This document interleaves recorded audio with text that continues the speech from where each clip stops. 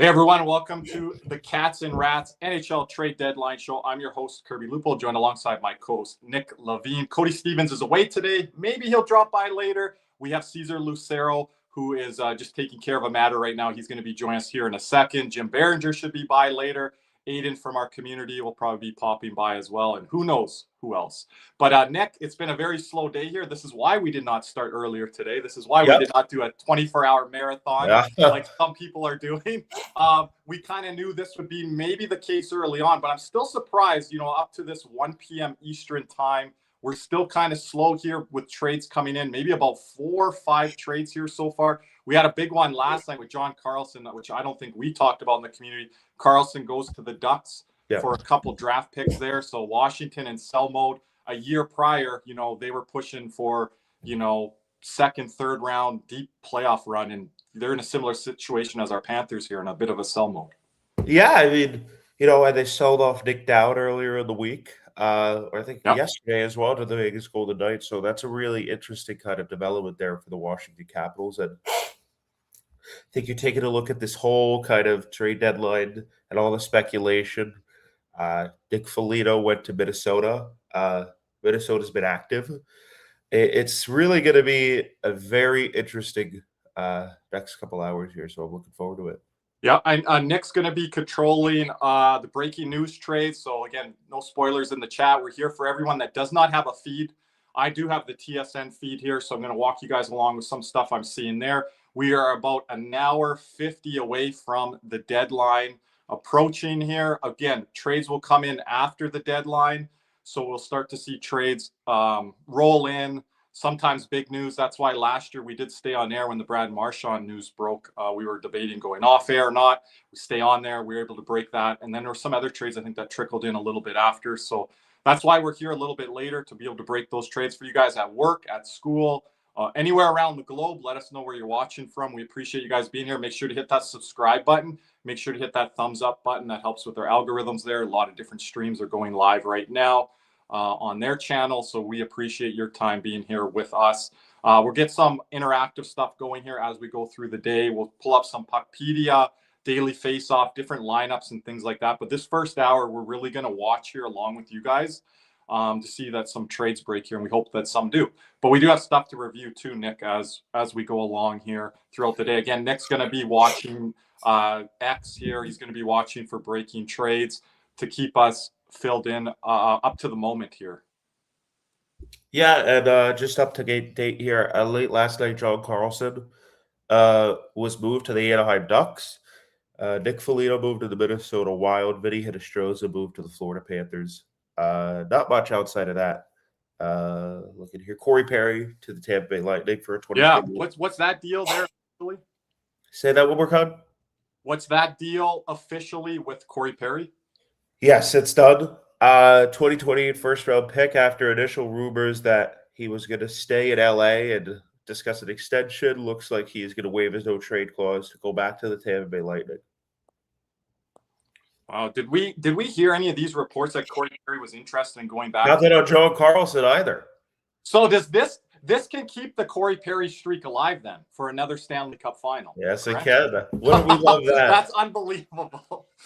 That's the biggest probably storyline that's going to come out of all of this. A lot of people, Nick, again, I want you guys in the community right now to keep us busy here as the trades are slowly trickling in right now. If you guys have any comments, obviously Panther related, but if you're fans of other teams, we've got Antonio here in the chat, Blackhawks fans of other teams, give us your questions, comments. We will do the best to answer those. But Nick, what is your feelings right now? I'm seeing a lot on social media with the Sergei Bobrovsky trade rumors. It's a buzz right now up here in Canada. It's filtered all over TSN. A lot of people just want to sleep this deadline away, and they're so nervous. But, I'm excited for trade deadline. Whether our guys are in play or not. Do not trade them to Edmonton.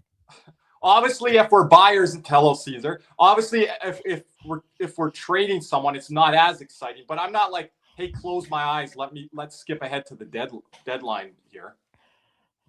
By the way, good morning, gentlemen, or good afternoon. Yeah. On the good morning, afternoon, Caesar. On the Sergei Bobrovsky front, I still think there's somewhat speculation. I think that there is some validity to it. I don't know how much of it is posturing versus how much of it is genuine actual interest. I do know that they have discussed different avenues there, that there are teams interested. Uh, whether a trade comes of it or not, I don't know. I mean, as time has gone along, I would say the percentage chance for a trade to happen has gone up to the point where it actually occurs. I don't know. Sergei Bobrovsky was at the rink this morning preparing like as a game day. Um, and I really think some of it could be speculation and posturing, but would it shock me if he's moved? I would say yes, but I don't think it's impossible. It's not a 0% chance. So it's going to be what percentage chance are you putting it at? 70% chance he doesn't get moved. Okay. I would have even said a bit higher than that, but that definitely means he's in play. Anything could happen. I mean, we still got till 3:00 today, so, and even a little bit after that, unless somebody thinks they can win now that they're a goaltender away from pulling through, unless Florida gets like an incredible deal where they think, okay, this is too good to give up and we're not going to be able to sign him. I don't see anything happening either. I feel Caesar and Nick, fans, media, other people are talking on two sides of their mouth on this. And I'll explain what I mean with the Bobrovsky. Let me ask you guys this. Look, do you guys, is it possible where you could trade him and then possibly re-sign him in the offseason again? Has that ever happened? It's a bit of hopium. I can't recall it happening, Nick. Jamie mentions Ryan Smith a lot. He didn't leave Edmonton and come back the next season. He stayed on the island for a bit, if I'm not mistaken, a year and a half. So we can't wait for Bob to come back a year and a half later. He's going to be not at this point in his career. No, right. So you don't have that as an option. He'd have to come back right away. And I don't think it's happened a lot, Nick, in hockey. I'm trying to think if it has, maybe it's with a role player or kind of a rotation player. With Bob, you're going to be giving more salary to that and a prominent spot on your roster. So I wouldn't look at it, has it happened before? I would look at it, has it happened with a prominent player, semi-prominent player? But I want to throw this out to you guys. I think, and Nick, you can answer as well. I think fans, media are talking on two sides of their mouth. They're saying, hey, Bob, goals above expected, has had a poor year, an awful year. So then why do teams want him? And why are teams trying to acclimate him into the roster going into a playoff run? It takes time for goalies to acclimate into a new system, right? Yeah, and I think I'm looking at some of the people in the chat. I would trade a second for Bob. They would trade a second for whatever. Shouts out to Sasha. Oh, yeah. Thank you, Sasha. Appreciate it. $10. Appreciate it. There we go. Appreciate it. Yeah, let's go Finland. Let's go Panthers. And Finland is Panthers are always going to be connected to Finnish players. So there's always that connection there. We might not see it at this trade deadline, but we might see it in future trade deadlines, maybe next year, maybe in the offseason as well. But what were you saying there, Nick? Yeah, I think I'm not trading Bob for a second round pick. I'm not trading Bob unless the offer blows you away, right? Yeah. They're not trading him for a fourth, like I heard. I'm not trading him for a second. No. We don't need to get rid of Sergei Bobrovsky. We don't need to help other teams. He wants to stay in Florida. That is like, now the biggest question is how far apart are they on making a deal? They haven't. I don't even know if they've officially talked extension. So, I mean, that is the biggest question. So, and you're right, Nick. Maybe they haven't talked making an extension because Bob did say he's focused on only this season and he wants to talk about it in the off season. So, that kind of puts the Florida in the handcuffs, sort of, because if you don't know where he's going with his contract and how much he wants, how many years, then it kind of puts you in a handcuff of maybe you can't really trade him now, right? So, man, I don't know. It's tough. I wouldn't, like Nick said, I wouldn't trade him for a second, third, or even a fourth. Give me a first round pick. He's these last two seasons when the Florida Panthers won the Stanley Cup, has been one of the best players on the ice. So he could literally win you a Stanley Cup on any team. Yeah, we got another super chat. Just hold off on a second here, guys, on that. Yeah. I want to answer the question here from Mario. Yeah, that's why I put it up. I want to know with Mario, and thank you, Caesar, for that. I want to know, Mario, what you're saying here on AJ Greer, because, again, I don't think he's a must-sign because of what he's going to ask in the offseason as a 29-year-old, soon-to-be 30-year-old UFA. Florida he's saying he's a must-trade. What? He's saying he's a must-trade, not a must-sign. Yeah. Yeah, I would put, okay, sorry to clarify. I would put it, I just wanted to explain that, but thank you for clarifying there. I would like to put that into, yeah, most likely he's got to be a must trade to move here today because you want to get some type of asset for him. And what are we saving him for? We don't realistically have a shot at the playoffs. We have like a 2% chance or less or whatever it is. So why are we saving him through the deadline is what I would say. You have to almost take whatever you're going to get for him, Nick, would you say? But there should be offers coming in of a second, third round at least. And I think the writing is on the wall, right? I mean, Paul Maurice sort of said it yesterday.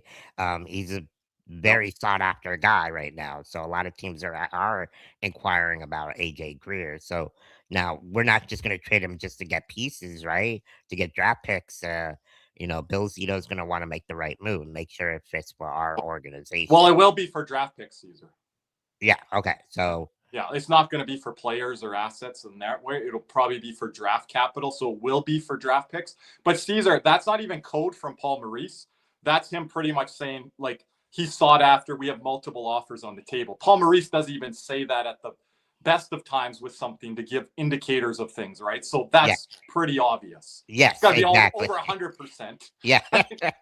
If I was a betting man, I would definitely bet that AJ Greer is going to be moved here. Yeah, like I'm putting it at the high 80s, 90 percentile. Unless the team just doesn't, want anything. Well, they get cold feet or they go some other option, and the offers coming in late or such low balls, but you still want to almost take whatever you're getting. Yeah, I mean, take a look at his numbers. He's played an incredible year, and he's going to get paid this offseason wherever he goes, whether he re-signs with the team that trades for him or whether he goes somewhere else and gets a new deal. He's probably going to get, a little over $3.5 million.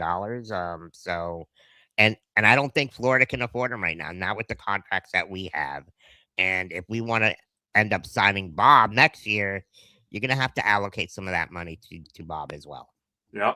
No, well said, Caesar. And we've made history here. Antonio's first super chat. We appreciate you, Antonio. But Panthers, we're keeping that pick. Nope. I was going to say, Antonio.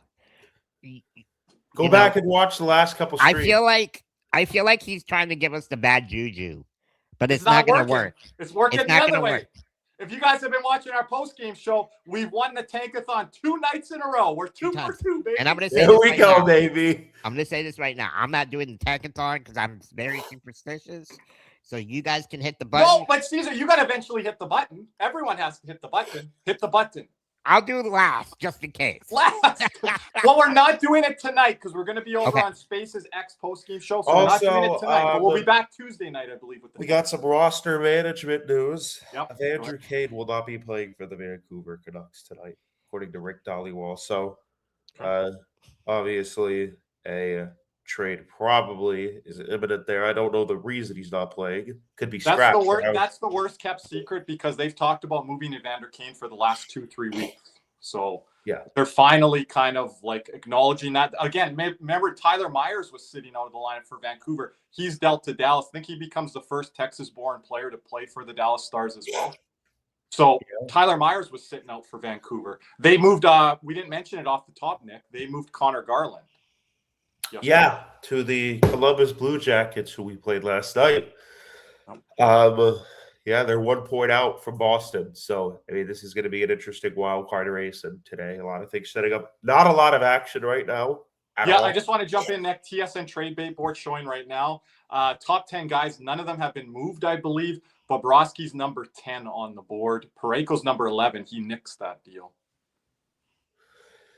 Yeah, and I don't think he'd probably get moved after that. That would probably be it. So Zach Whitecloud, 14 on the board. Calgary Flame, former Vegas Golden Knight. Nick, we've wanted Whitecloud for a while in Florida. Right now, the Flames are running with, and I don't want to put these guys down because I really like them as hockey players, but Zach Whitecloud and Kevin Ball are the top pairing currently for the Calgary Flames. That should be your bottom pairing on a cup contending team.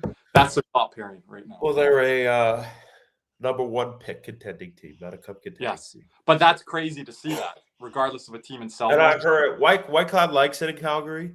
There isn't a guarantee that he moves. I know Nazem Kadri, there's been the speculation there. I know Montreal, according to David Pagnotta just a couple minutes ago, says they've been talking, so we'll see if anything happens. I know Montreal showed interest in Whitecloud as well. It's going to be interesting.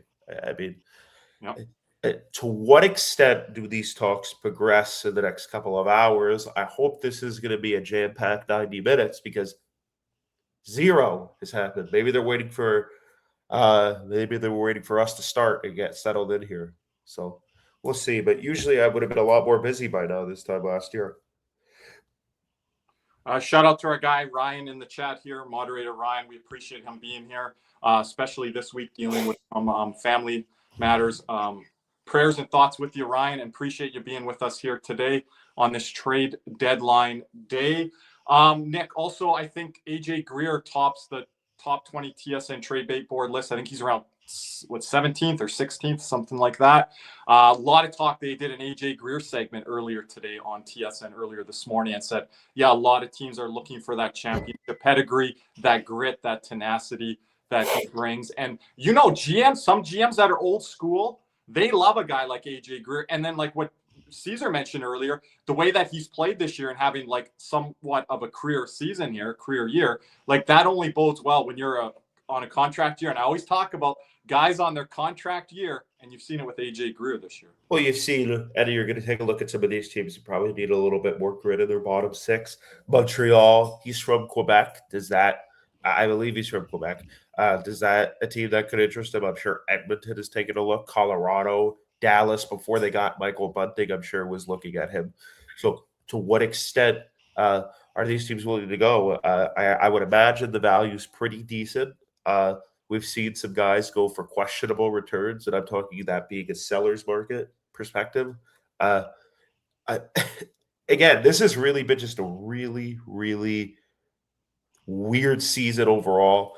There are a lot of teams that are sellers that would not have expected to be. There are a lot of teams that buyers that realistically were not expected to be. You take a look. Another thing we did not mention, Luke Shen, Logan Stanley, and Sam Carrick in two separate deals are headed to the Buffalo Sabres. Draft picks and Isaac Rosen are going back the other way.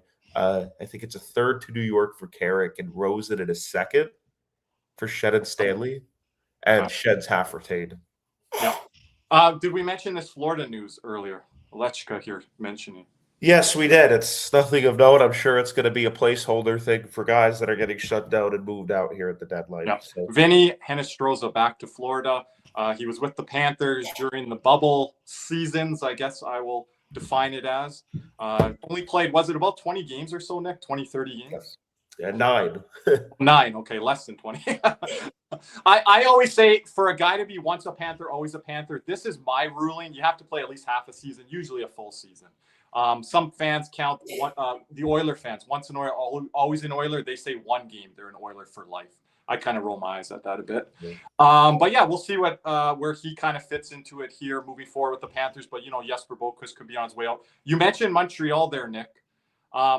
I'm seeing people saying that Buffalo here and Caesar, that Buffalo should be the buying team. Montreal should not allow Buffalo to bypass them.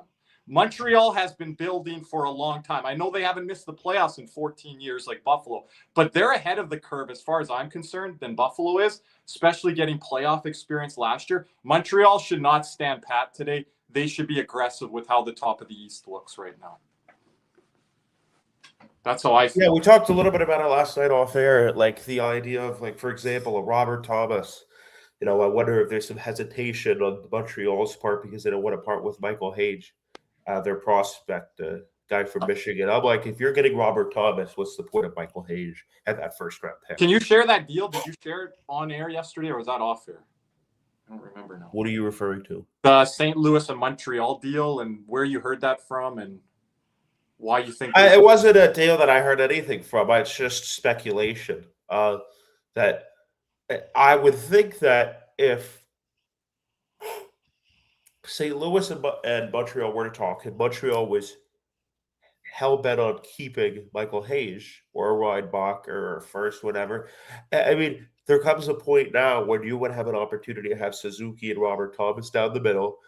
What is the point of having Michael Hayes? You have to get rid of something to get something. And I think these teams are at the point now where you can't overvalue the prospects and hinder your team from getting better via trades, because that's how you really level up and accelerate things in this league now. And I think it's imperative that they don't, because they've been rebuilding for a while. I get it. They collect all these picks and prospects. It's imperative they don't get hell bent on keeping that if they can really make their team better now and for the future. Just going through everything in the chat here. Apologies, everyone, just catching up here with all of you guys as well. Yeah, you guys letting us know on Bryson to Winnipeg on that deal as well, Nick, that you indicated there with the Buffalo trade. Yep. So we'll see like what parts Winnipeg gets here as they are now in sell mode. Be interesting to see how Winnipeg stacks out here. We talked about Washington off the top. Obviously, we're Panther fans. We've talked about Florida's situation ad nauseum this year. It's very interesting. Winnipeg Jets, last year, Caesar, President's Trophy winner. This year, they're going to miss the playoffs. Panthers win the Stanley Cup last year, going to miss the playoffs. I don't know the last time that's happened where President's Trophy team and the Stanley Cup championship team are both missing the playoffs the following season. I mean, both teams have played a lot of hockey the last 2 years. So, Edmonton, there's a lot of issues goaltending. Defensively, they've tried to upgrade their defense here in the last few months. Let me see. Kirby, sorry about that. I was looking here. Still nothing going on here. And to just further your point on Winnipeg here, I mean, a lot of it has to do with the departures in the offseason that they didn't really get fixed. I mean, you take a look at Nikolai Ehlers leaving in the offseason. Cole Perfetti didn't really step up to the measure he needed to do, right? I mean, Connor Hellebuck hasn't had that great of a year compared to what he had done last year. So I think these kind of combinations, Jonathan Toews was not an adequate second line center. We talked about it a bit in the past with Jim Behringer, about him being maybe more that 3C role. I think there were a lot of unknowns and a lot of guys that were relying on that have not stepped up to the plate. Cole Perfetti being one, Nikolai Ehlers, a big loss there. And the blue line hasn't been as good. Guys like Dylan Sandberg have really struggled at points this year, where last year he was really, really good. And I got on Winnipeg last year, Kirby. Remember, you were talking about how great of a job they did at the deadline. I think they need to go a little bit higher. I don't think last year they addressed the second line center position. I still don't think they have. And now you have a hole in the top six as well without a Nikolai Ehlers there. Well, all of a sudden now, a lot of these teams get better, particularly the Utahs and some of these other teams in the West that are going to be contending. The San Jose's and the Utahs have made note right there. And, you get dropped down a little bit. Your roster gets a little bit worse. Some of these other teams get better. And all of a sudden, you could find yourself at the outside looking in. Now, again, it was really a bad stretch. I think an 8 or 9, 10 game losing streak for Winnipeg, Kirby, I think at some point earlier this year, if I get that correctly, that they had that really kind of take their season. And that, you can't recover from that in this league, especially that early on in the year. So I think there's going to be a lot of questions in Winnipeg in the offseason. And Kirby, when you take a look at it, wasting a really good year from Mark Scheifele. I mean, that's another part of this equation. It's like they haven't been able to get over the hump. They had that narrative with the 5-game losses in back-to-back years to Vegas and Colorado. And then you take a look at last year. They go to Dallas. They lose in Game 6. Play a lot better. They were 2 minutes away and down 2 goals from going out in round 1 to St. Louis, who look where they're at this year. But you could just say, Nick, to jump in there, that's a great point on Mark Scheifele. But you could say, well, Connor Hellebuck wasted part of his prime. But he was the MVP of the league last year. But he's also personally responsible for his team not getting over the hump as well. Well, yeah, exactly. And I know there's been a lot of praise and acclaim for him because of his job at the Olympics. There's no question. But that doesn't take away from when we take a look at the NHL career, Connor Hellebuck. He hasn't been able to – and again, he has not contributed to the success – in the playoffs. The driving force, or even in the playoffs, a supporting force. Now, to get his team there, he's carrying the team on his back. But when they get into the playoffs, it's been a whole different picture and story. Right. And as we take a look here at Elliot Friedman, I don't mean to interrupt. Yeah, we got a couple questions here, but go ahead. Jonathan Marchessault, they're trying to trade him. I don't know how likely it is. It's not an easy thing to do in season. Our guy Jim Barringer's been saying that all year, by the way. That's a guy I never wanted us to lose. Jonathan Marchessault? Yeah. Yeah. During the expansion draft. That's a guy I think I could see Montreal really going after, But what was Jim saying on him? That he would be moved this season or he wouldn't be? Over the course of the year, we've been hearing, oh, he's not going to move. He's not going to move. Because remember, Barry Trotz wasn't planning on moving these guys. Well, I agree on that front. And then as time's gone on, and Jim's remained consistent on it, when Barry Trotz announced he was retiring, then you started to hear rumors Marchessault could go, Marchessault could go. I don't think Marchessault is a predator. Maybe not in a couple hours, but definitely not next season as well. So you're seeing a lot of. I heard coming up to this deadline, they're not trading Ryan O'Reilly because now they're in contention for a playoffs. Well, Ryan O'Reilly doesn't want to move, and I think that's it. Okay. And when you take a look at these guys, I mean, a lot of the guys in Nashville who those top guys, they've won cups, right? So it's like. Yeah. At this point in their career, how hungry are they? How hungry are they? Number one, it's like Nashville, Tennessee's a no state income tax, right? Right. It's like if you're happy in Nashville's a damn good place to live, by the way, and you're making good money in a no tax state. You've already won. You don't really necessarily want to move your family. The wife, the kids, they're like, we're fine here, right? Like it plays into it.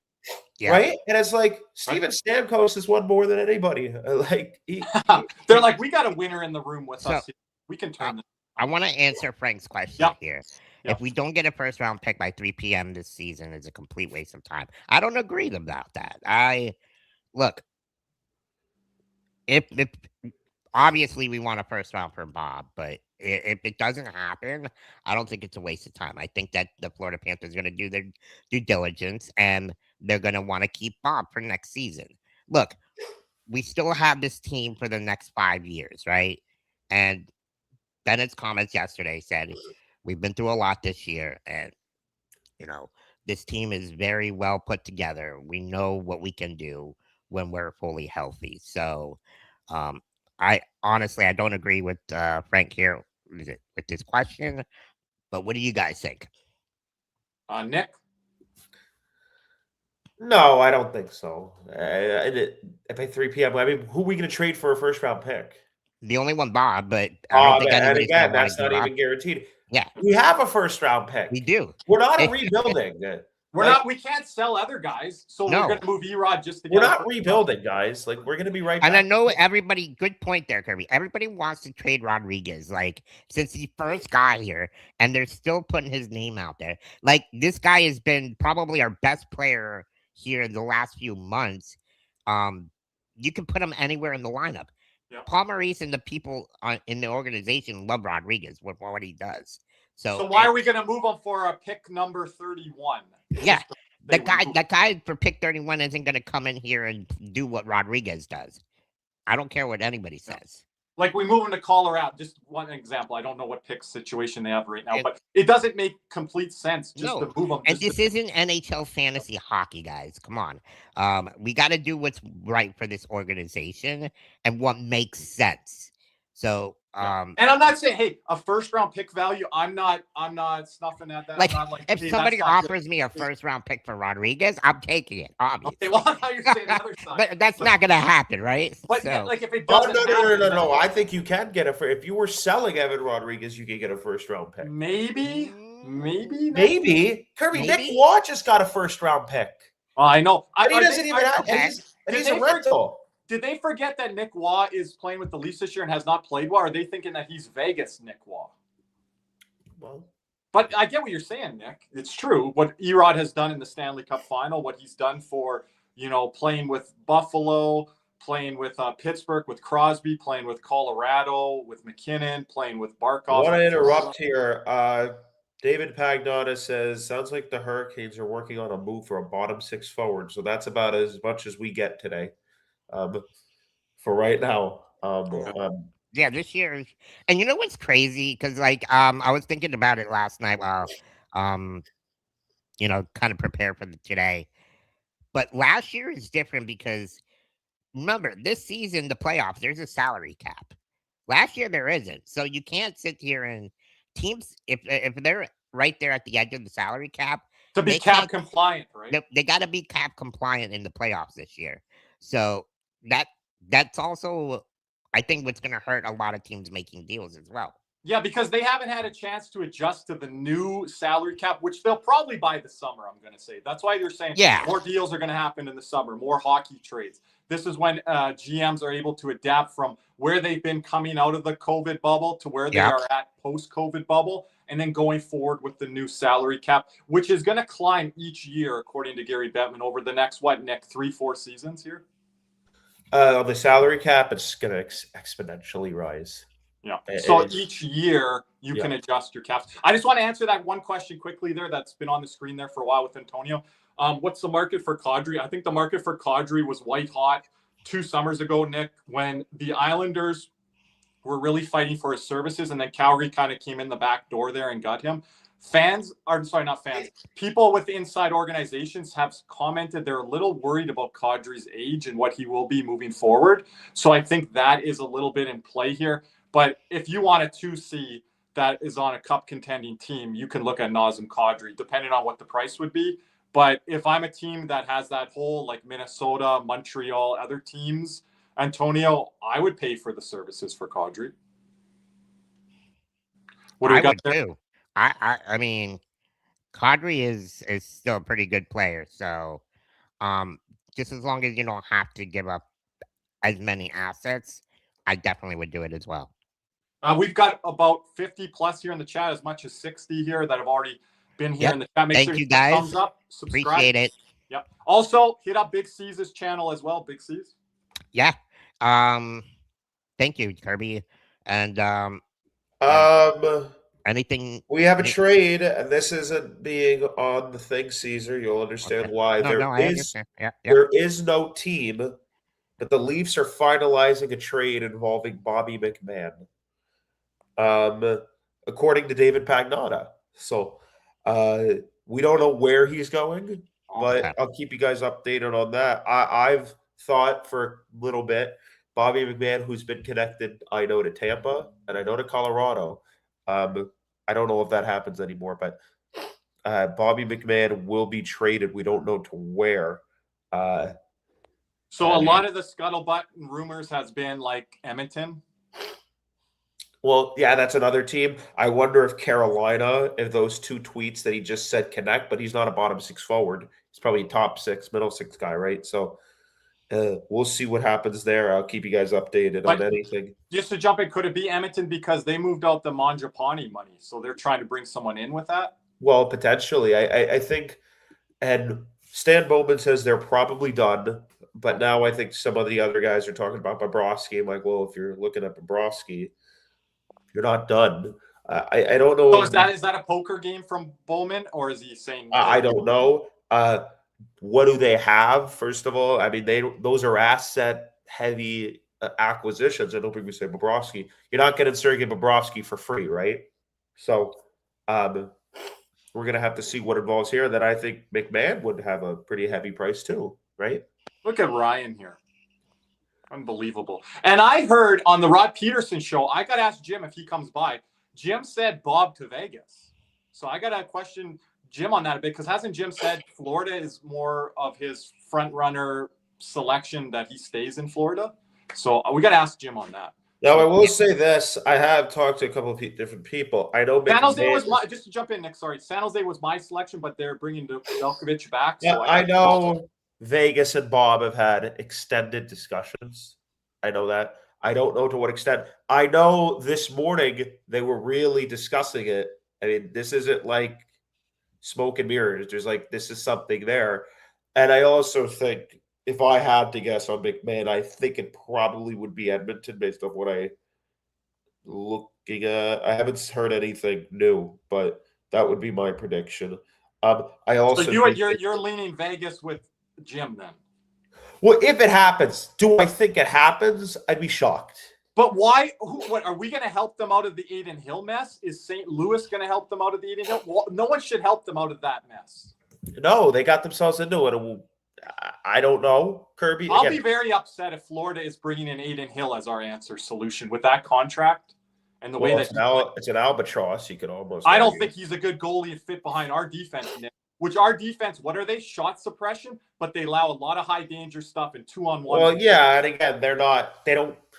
Again, I agree with you, Kirby. I don't really think Aiden Hill is a solution, and clearly Vegas, if he's not able to win in Vegas, I mean, he's going to a Florida situation where Vegas had a better decor, I would argue, than what Florida has had. Yeah, and but Florida now, I don't know, Nick. I've talked to you about this. I don't know if our decor is set next year and that we should feel fully comfortable with an Aaron Ekblad that's not playing like a first pairing guy right now. Another thing is I think it's potential that the Panthers can move for a defenseman today. We've heard the talks that they can move for a guy with term, a guy they want on the roster next year. Could a Mackie Samuskevich be on the way out? I know we've talked about a lot about JB Alexiak. There was a rumor. Thank you. According to hold on. Oh, that wasn't Friedman's blog. Hold on a minute. Hi, Mom. Anyway, yes, we're talking about this now. Connected to Seattle. Mackie was connected to Seattle. We know we talked a lot about JB Alexiak in the past. Is that a potential option there? I mean, for next year, I don't know. He said the asking price would be high for Mackie Samuskevich, so clearly there's some value there. I know this morning there's been talk about Jesper Wallstedt being connected to Florida. There's been talk about Bobrovsky. There's discussions there with trades and maybe contract. I don't know. And then kind of where it all is going to head. So as of right now, though, it's the Colorado Avalanche. As I said, I've been talking about that for a couple of days, Kurt. Colorado is getting Bobby McMann. So interesting there. I don't know why they would do two separate trades, but we have our first trade of the stream. Bobby McMann's going to the Colorado Avalanche. I really like that pickup for them. One of the things I had speculated a couple days ago was I know Adrian Dater talked about could Valeri Nichushkin be on his way out. Hold on, guys. We gotta hit the thing.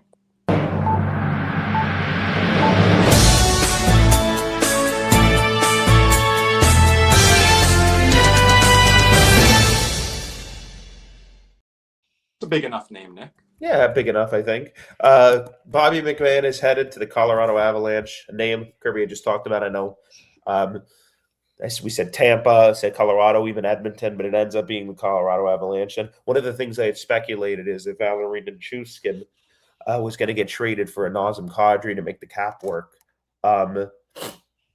could a Bobby McMann come in as that Nichushkin replacement? Or I still even think that a middle six guy would probably be of use for them. I would be shocked if Jack Drury isn't a part of this trade. I wonder if a prospect could also be going there because taking a look here. Yeah, I mean, they said 2 seconds was the equivalent of a first-round pick, and that's the type of value they were looking for. And McMann, are they looking for this type of player, this positional need? I think that this is a nice pickup for them. I think they've had some trouble with depth scoring in the past couple of years. I really like their top-end talent. I mean, but when you guys take a look at Victor Olofsson and some of those other guys in that middle six lineup there, I mean, you want maybe a little bit of guy with some more jam, and I think McMann provides that. Can I throw something into this mix, into this mess? Are they worried about Nichushkin's, reliability? Well, that's another thing. That's a prevalent. He can be a replacement in the lineup or something. And I really do like Bobby McMann as a player. John Klingberg down on the ice right now for San Jose. I really like Bobby McMann as a player. I like the fit in Colorado. It's been being talked about for a couple weeks. Connections, I'll say. I know Tampa looked at him. Tampa also looked at Bobby Brink, but speaking to the Colorado Avalanche here, as we take a look I'll take a look here at Daily Faceoff. Give me 1 sec, Kirby.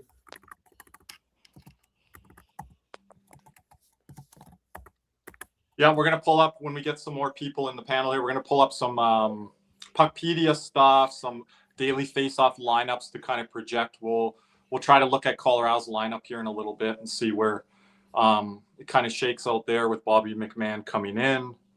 Yeah, and I can share my screen for just right now, just for here. Yep. We got an ad there. Take a look here. Gabriel Landeskog coming back from injury. We talked about that, Kirby. I mean, it's kind of a miracle that he's come back, and it's been a great story, but definitely not what he once was. You're not going to rely on that. Obviously, Mikko Rantanen not on Colorado Avalanche anymore. Marty Necas and McKinnon are there. So they're going to need to rely a little bit more on their depth. And you take a look here, the Parker Kellys and the Victor Olofssons. And, I would be I'm going to be honest with you coming into this. I'm like, I think a need for a top 6 middle 6 forward was actually kind of a must add for Colorado if they really wanted to compete here. And now you take a look at that center depth. I don't know if this is how it's all going to shake up the line. Just to jump in, Nick, if something happens with Nichushkin, I'm not saying McMann replaces him 100%, but if you put McMann there with Nelson and especially Ross Colton's a burner. Yeah, Ross Colton on one side, that's a burner. You got McMann on the other side, who's one of the fastest guys in the league, and then you got a smart cerebral center in Brock Nelson. Well, correct. And you take a look, you have McKinnon, Necas, Nelson. If Nichushkin can get going, then you kind of have those depth pieces of Landeskog, Colton, and now a McMann to go with the Parker Kellys and the Victor Olofssons. And then you have some you have a Nick Waugh piece down there. I really like their bottom 6 here. Yeah, if you can play Waugh and McMann in the bottom 6, it suits you better, but I think McMann can play in the top 6. So I really think that this is a really good move for Colorado. I think one that they needed, regardless of if they were going to move Valeri Nichushkin or not. And it's going to be interesting to kind of see how this shakes up the rest of the way. Does Jack Drury on his way out? I mean, I know you have to wonder maybe is it Gavin Brindley going back to Toronto? I doubt it. But we obviously time will tell. One of the interesting stories, though, for Colorado is Parker Kelly, 15 goals on the year. I mean, he's had Nathan McKinnon was joking the other day. He says, Parker Kelly always jokes that I signed a terrible contract. He's making like league minimum curve, and he's having a great year now. So Gavin Brindley has had a hell of a year, especially first half of the year. I don't know how he's been lately, but he's been a revelation a bit. Yeah, and a guy that they moved, and that was a move criticized at the time for the Columbus Blue Jackets, who acquired Connor Garland last night.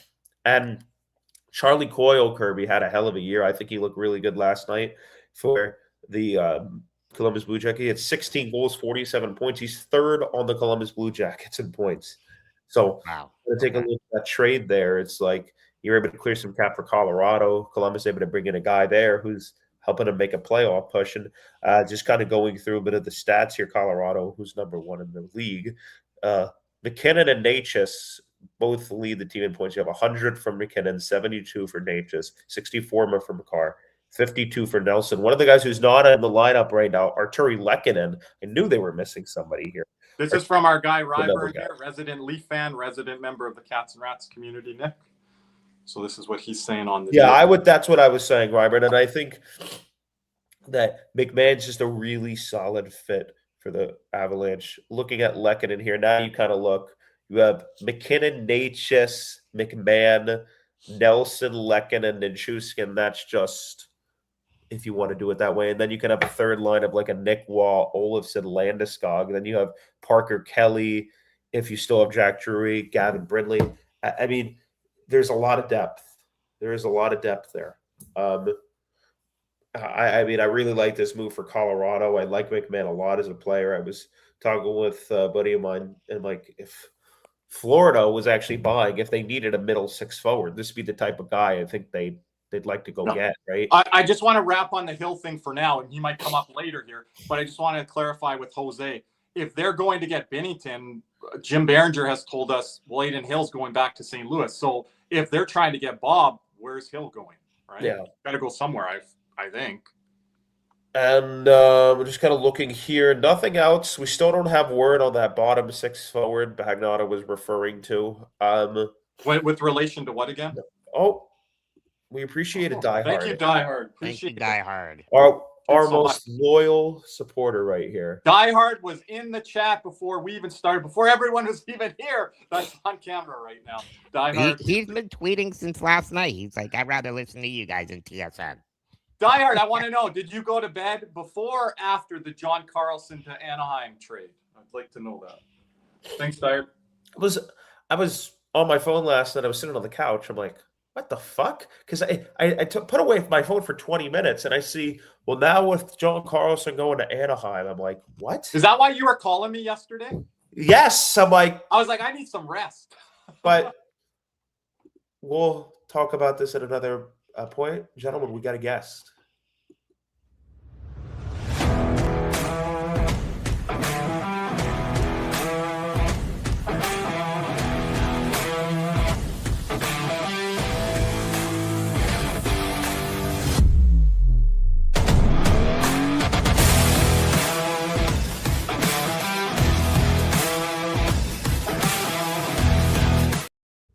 How's a rock? Guy, Jim Barringer. What's going on, up? What's going the on? legend, the myth, What's up, the man fellas? himself. What's He up? wants to just arrive in fashion like that. He doesn't want to be here right when we start. He wants No. to be entrance. Where's the pyro? You might have more pyro than that Dan Huizenhausen guy, whatever the hell his name is. There's your pyro. There you go. Hey. There you Oh, go. we got some sound effects. We Yeah, forgot to use these for Tankathon, Nick. Sorry guys to kind of take over here, but we forgot to use the stuff when we went 2 for 2 here. We got to use 2 for 2. Right? There we go. Appreciate that. Thank you. Oh, there Appreciate you go. Appreciate it. Jim better be coming with some news and entertainment here and some sources, as Antonio's asking. There's another trade, right? Yeah, there looks like McMahon's going to the Avs potentially. No, we got that one. No. Yeah, there's but it another looks one. like Ross Colton might be going back the other way. Do I do it, Nick? Oh, No, that's not big enough. Ross But Colton the other way. There's goes. Maybe. I'm waiting on confirmation on there's that. been nothing too big yet, Caesar. But there's 2 minor trades. There's a The couple Hawks- minor trades that as I come on, there's a couple minor trades. Yeah. Hey, brought the trade action for you. All There right. you There we go. go. Hawks and Rangers working on a Derek Pouliot trade, Kirby. That's a needle and- mover. Nick Delorier to Carolina. So that's the Interesting. bottom 6 guys. Interesting. So Nick Delorier moving from Philadelphia to Carolina. One of the true enforcers, only pure enforcers really left in the game, Nick Delorier, and is headed to the Carolina Hurricanes. I Looking still to think be- they're working on something big. Yeah. So we'll see what happens there. Jim, we were talking a little bit about Bobby McMann headed to the Colorado Avalanche. We were talking a bit about that over the last couple days. I remember we discussed that possibility. Yeah, I mean, it's a good move for them.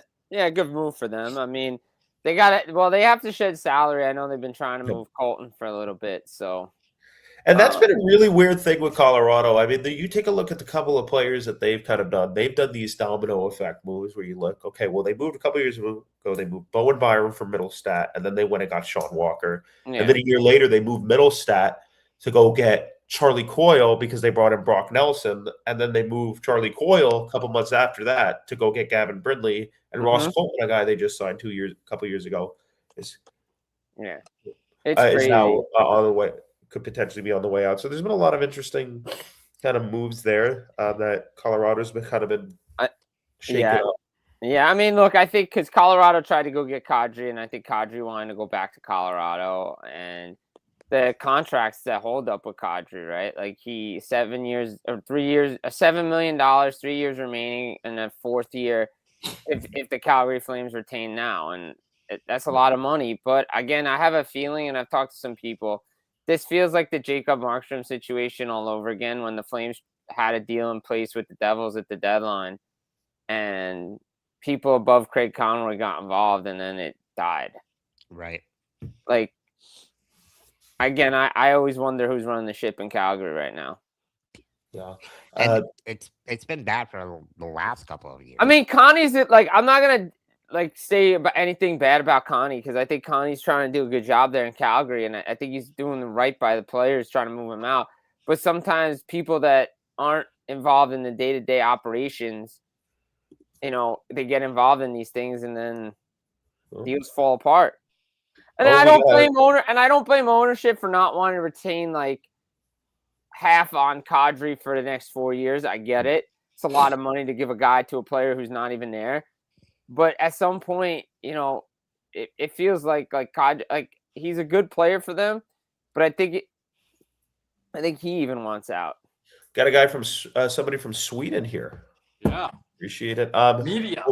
What would be the most unlikely trade in your opinion? No, we all know what that one is. I think it's a goaltender.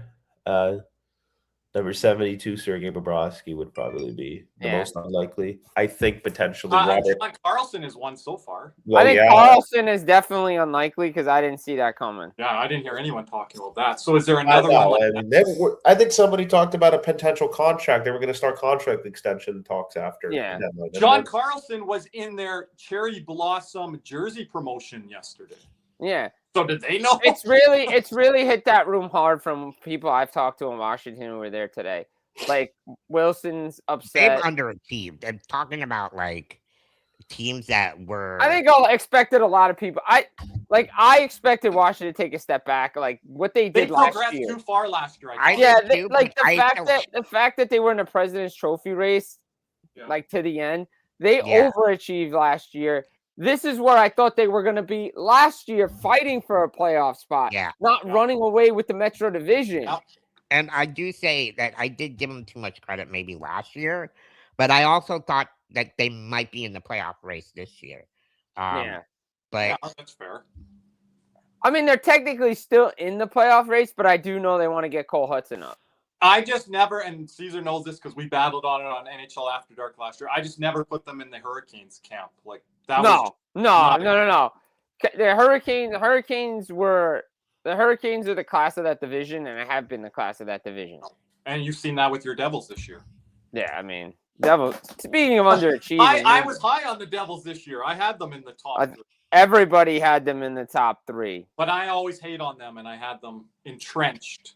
Kirby's famous lines: "They are fraud." Frauds, fraud. And I haven't used it. They are. The team doesn't do anything. Shout out to our boy Banksy too on that. Banksy's with me, lock and step on that.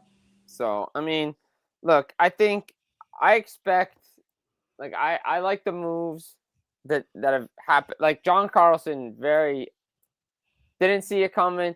I had told you guys I had heard rumblings about Mackenzie Weegar. Like, if that would be a name if you could pry him.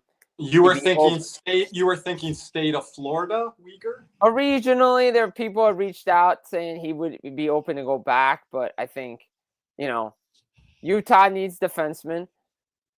So look, they got a really good blue line though, Jim. Now they have a really good belt. That's why, like, for me, I've been like, because Ristolainen. Oh, just to jump in, best in the NHL now. Up there, probably in the Western Conference. I think. Mm-hmm. I think they have one of the best in the Central Division for sure. Mm-hmm. I look at it like, it's interesting today because everything's being affected by, the double retention, the playoff cap, the new rules. Like, I want to introduce our special guest here as well, Adonis. Thank you for coming on. It's my pleasure to be here, guys. Thank you so much for the opportunity.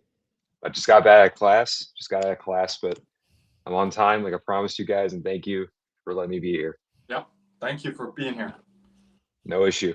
Glad to be here.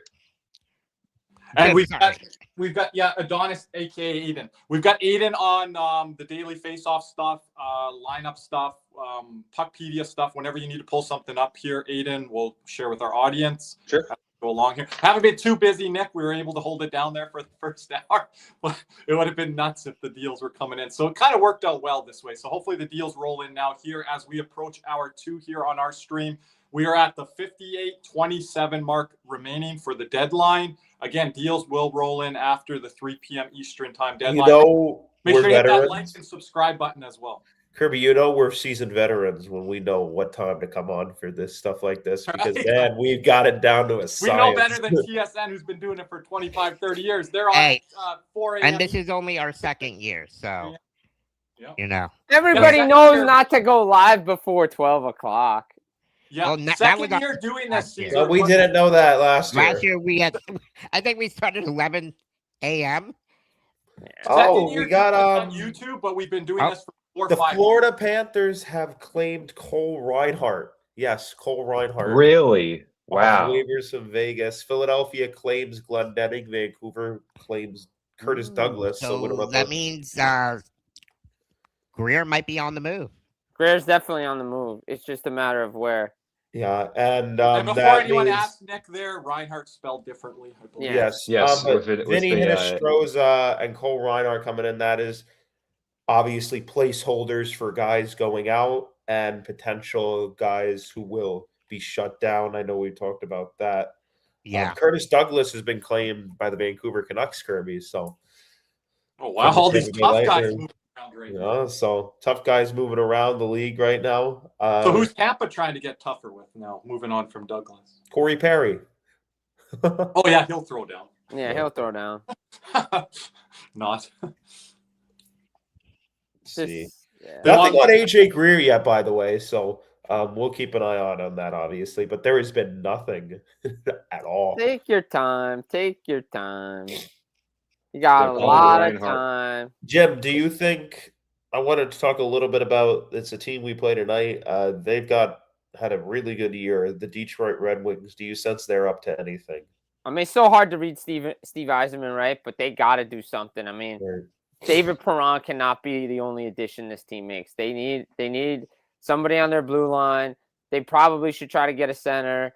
Like, they need to do something, because if they don't do anything, again, Dylan Larkin, you thought Dylan Larkin was upset last year. No. He's going to be upset again this year with the team, where the team is right now. Mm-hmm. Look, I think New Jersey, to me, like, is a player with some of the defensemen, but Kovacevic said he don't want to leave. Everybody was practicing today. It feels like Nemich's time is winding down in New Jersey. Just a matter of, when he gets traded, not if anymore. And I'm sorry, but I think that's the case, and I think he would be open to a change of scenery at this point, because it's a crowded blue line there, especially on that right side. So, gonna be they're an interesting team. Like, the Leafs are selling off, but you can't underestimate those 250, 259 deals that sneak into the fax machine, Shouts out to RC. Thank you, RC. Appreciate the super chat. Thank you, RC. No numbers in that super chat there, RC, but we really appreciate it. Vinny Hinostroza, back with the Panthers after that bubble season there. Nick, you said he played, 9 games? Yep, 9 games for the Florida Panthers. He was fast. Remember that first game? We're like, man, this guy's got some burners on him. And I watched him a little bit prior to coming over to Florida. But, it'll be good to see him in a Panther uniform again. Yeah, and he's a good player. We know that the Florida Panthers have been lacking some speed. So maybe, kind of bringing in like Jim, we know. I've been waiting for Caesar to look at the chat. I know. Oh, hold up. Wait for Nick. Okay. Do we got a trade alert, guys? That's for Caesar.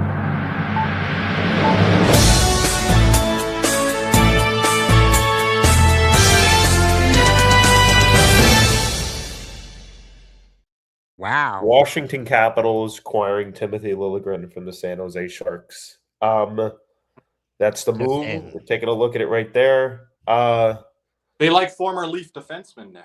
Yeah, current San Jose Shark. Now you have to wonder, what is San Jose planning to do on the back end? Well, I've circled San Jose as a dark horse candidate for Ristolainen. So that should be interesting to see.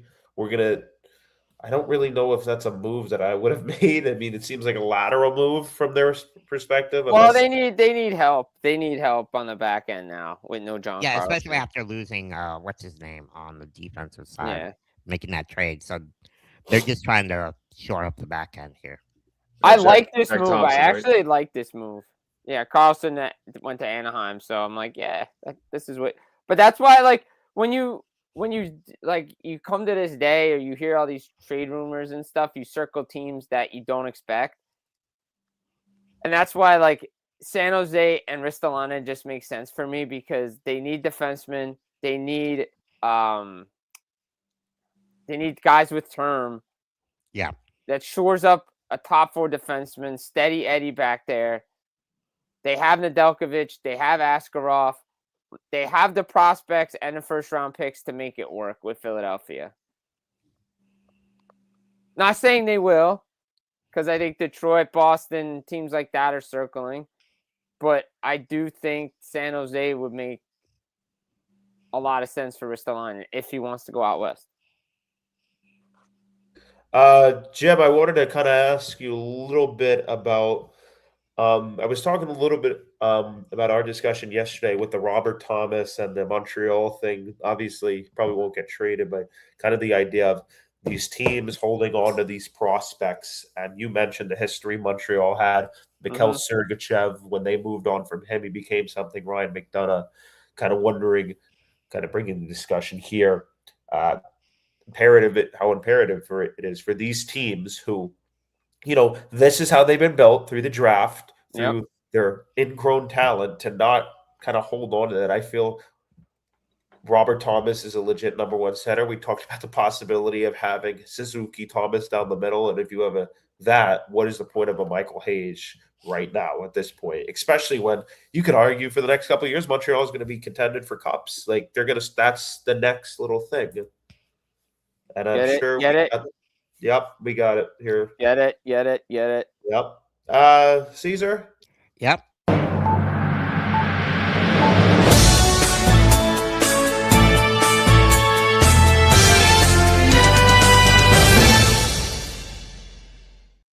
The New York Islanders are in the process of acquiring Braden Shen from the St. Louis Blues. So we're talking about one St. Louis Blues center. The other one gets traded as I say that. So maybe I should keep talking. But wow. Aiden and Jim come on and things start popping here in the I told you I bring ratings. It's not me. It's all Jim, dude. Give him the credit, man. Dude, I bring the ratings, also, like Rod said. I bring the ratings. Here we go. You know what's funny? The ratings. You know what's funny? The second comment on this post. What's that? Oh no, I was saying the second comment on this post. So sorry, that's what I immediately thought of. So that's an interesting move there. We know the Islanders have been in on it. We know they inquired about Robert Thomas and Jordan Kyrou over the last couple months. We know they looked at Connor Garland, Braden Shen, who has been rumored for years. It goes back 2-3 seasons, guys, with the trade rumors. Finally gets dealt to the New York Islanders. And, I think that's a nice move for them. Yeah. With all things considered, kind of needing some veterans on that team. They need somebody down the middle of the ice. And when you played as well as they have this year, it's important to have that in the locker room. Like, you get rewarded. And I think this is a nice job by Matthew Darsh. Matthew Darsh, I think that's Matthew Darsh. Matthew Darsh. That's a really good job by him because I think it brings a veteran guy into the locker room who I think still has a lot of hockey left. Obviously, depending on the return, we'll see. But it shows the locker room that you are willing to commit to that group. And this is a piece that's going to be around for a couple years. This isn't a rental by any means, Jim. No, it's not a rental. Got some term left. Like it by Darsh. Like it for the Islanders. They need guys with playoff experience in that room. I know that most of the guys have it, but that was a bubble. It was just COVID season, Shen's Cup. We know what he's done in St. Louis. So, Shen's been on the market. Interested to see what the return is. But I like this for both teams, to be honest. I think Shen. Now, I do want to stress player approval is needed for this deal. Yeah, exactly. So we've seen this happen over the course of the last couple of days, that the deals are reported and then the player says no thanks. Colton Parayko to Buffalo, and then Mackenzie Weegar eventually did waive his no trade clause. So it is not done yet. And I just want to add, Nick, the Shen brothers have stated they've wanted to play together here for the end of their career, so we won't see it happen here in this situation with both on the move. No, and both of them are not. None of them are pending UFAs, so it would require another move there. On Luke Shen's part at this point of his career. I'll be Yeah. back, gentlemen. Yeah. Give me a moment. So, Adonis, if you want to take over this, share this. Yeah, screen. Adonis, if you can watch sure. the private chat there for Caesar to help out Nick. But yeah, Tim no, and I I will think this break is a some- good. I think this is a good move for the Islanders if and when it gets approved. I like it for them. It's gonna be like again a quiet day, but you know, hey, it's not too bad. But I think there'll be things trickling in as we get to the afternoon. Usually after the lunch break, you know, it's he's got a full no move. So I mean, if he doesn't want to go anywhere, Brady, yeah. 12 goals, 16 assists, 28 points on the season, 2 years at 6.5. I want to see what Andy says because I'm texting him right now to see if Andy something. McNamara, the Browns guy. No, Strickland. Oh, you're texting Strickland. Yeah. Wrong Andy. Knows a lot of Andys. Well, Strickland was the one to tell everybody, "Well, hold your horses on Parenko." So. Strickland, main St. Louis guy right now, but national stuff. Yeah, but I mean, Rutherford was like all over it, but Strickland pumped the brakes. Okay. And what type of talking a little bit here? Hold on. I wanted to ask, what's our immediate thoughts on Shen to the Islanders as a player? I like it. I mean, I think it's a good move for them. Depth down the middle, right? I really do want to see what the return is because I mean, last year it was high for New Jersey. Like New Jersey wasn't willing to give up like a first-round pick and one of the top prospects. The first-round pick at this point. No. His value was at the very highest last year with the Blues. Yeah. And I think that's when his name was very much in circles. And I don't think it would have been as much of a price. It would have been as much of a price. I mean, Weeks is last year around. Yeah. Just with the diehard thing, I don't think there's going to be big Panther moves unless the name is Bobrovsky. I wouldn't call Greer a big move. Fan base might think it's a big move, but it's not really a big move around the league. That's still a minor to moderate deal. Yeah. I don't know if this even matters, but the score app has just changed that said Daniil Tarasov is expected to start tonight. Oh, I thought you were just going to say he's expected to be traded. It's the score, so it could change. Did it get updated now, or is that what it's been? I don't know if it's what it's been, but they didn't have a morning skate today. What's that, Jim? Didn't they not have a morning skate since they just played yesterday? They didn't.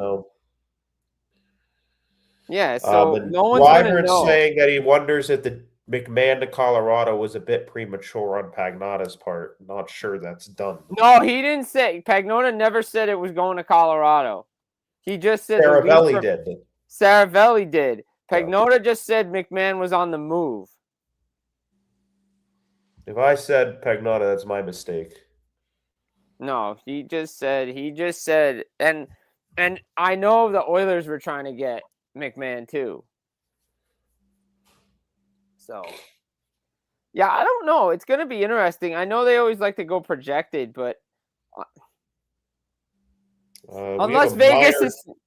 We have a minor trade. The Penguins are acquiring Elmer Soderblom from the Red Wings for a really pick. Interesting. Yeah, the big guy. I think that's the guy that's 6'8" or something. I mean, again, is he brothers with Soderblom, the goalie? I don't know. Arvid Soderblom? Yeah. I'm actually on the game right now. Let me see if their initials are the exact same. I'll be right back. They are. I think they are brothers. I want to see something. That's definitely a buy low move there. I think that he just can't really put it together in Detroit. And I think that's been the case for many players that they've sold off. No one knows what the starting goaltending situation is until tonight for Florida until we get past 3 o'clock. Yeah, I'm not worried. I'm not skepticizing about that whatsoever. No. Look, I think Bob would look. I think I still am curious to see when Vegas decides to make a move on something.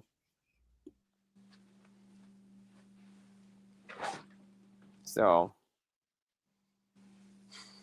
6.5 million. How's your guys' mornings going? Good. It was easy to catch up on some things. It was slow. 43 minutes to go here for the deadline again. Frank Saravelli says Shen has waived his no trade clause and he's going to accept the deal going to the island. All right, that's good. Yeah. Yeah, Rosner, who covers the Islanders, said the same thing.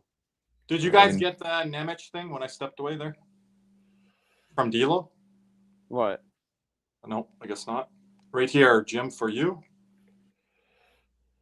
It's gonna happen. Now, I don't know how it happened. I don't know if it happens today, but I think it's gonna happen at the draft. I think his time in New Jersey is done. Where do you think he could go or like be effective and get some play time? That's really what his bid. I think St. Louis, if the Devils can get Kyrou out of there, like I think St. Louis would have to move Falk at that point because he's basically the same player.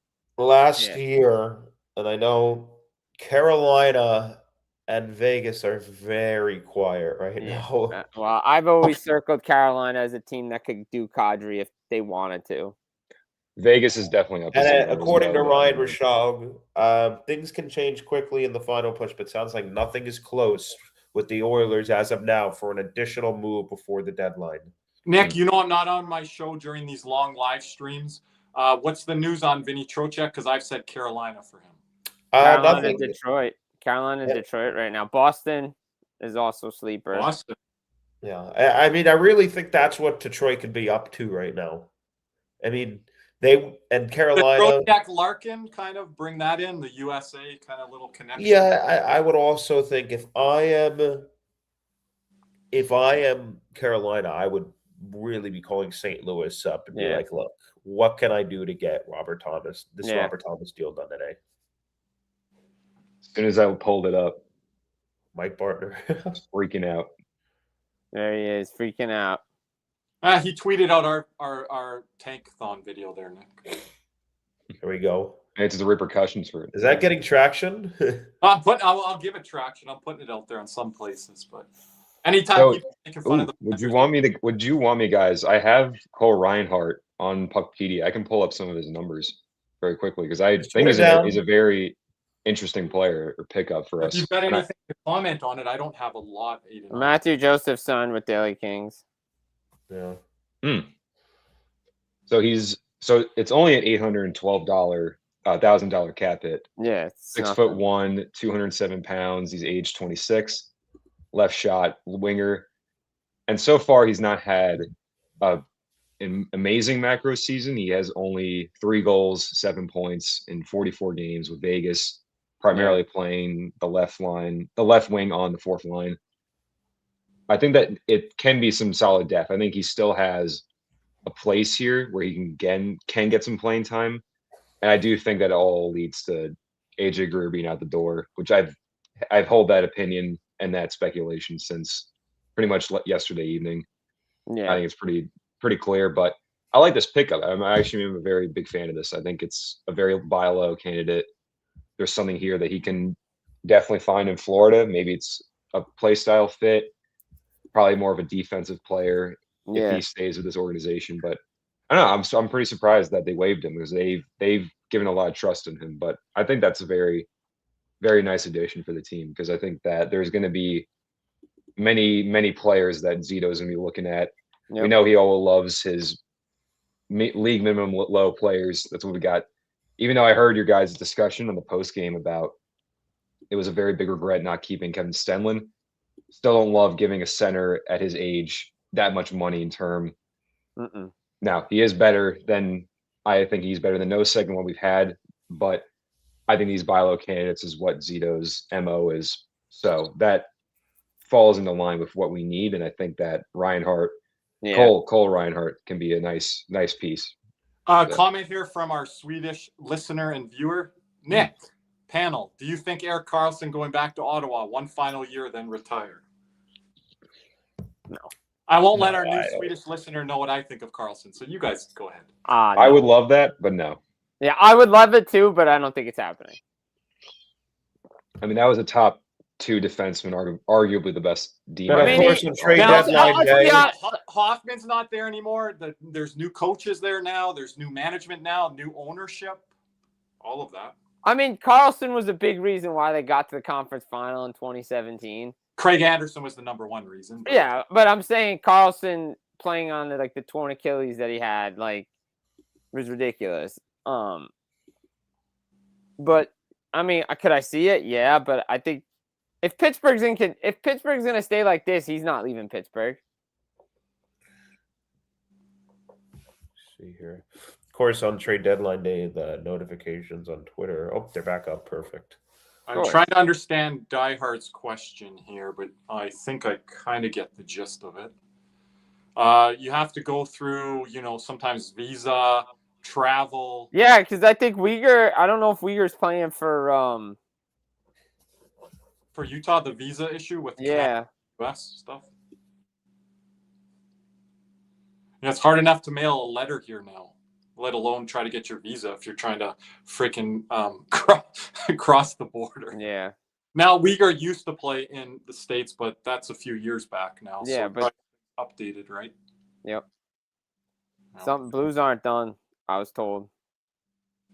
Oh, I think Falk is going. I think they got to kick the can with him. Yeah, that could be a Detroit fit.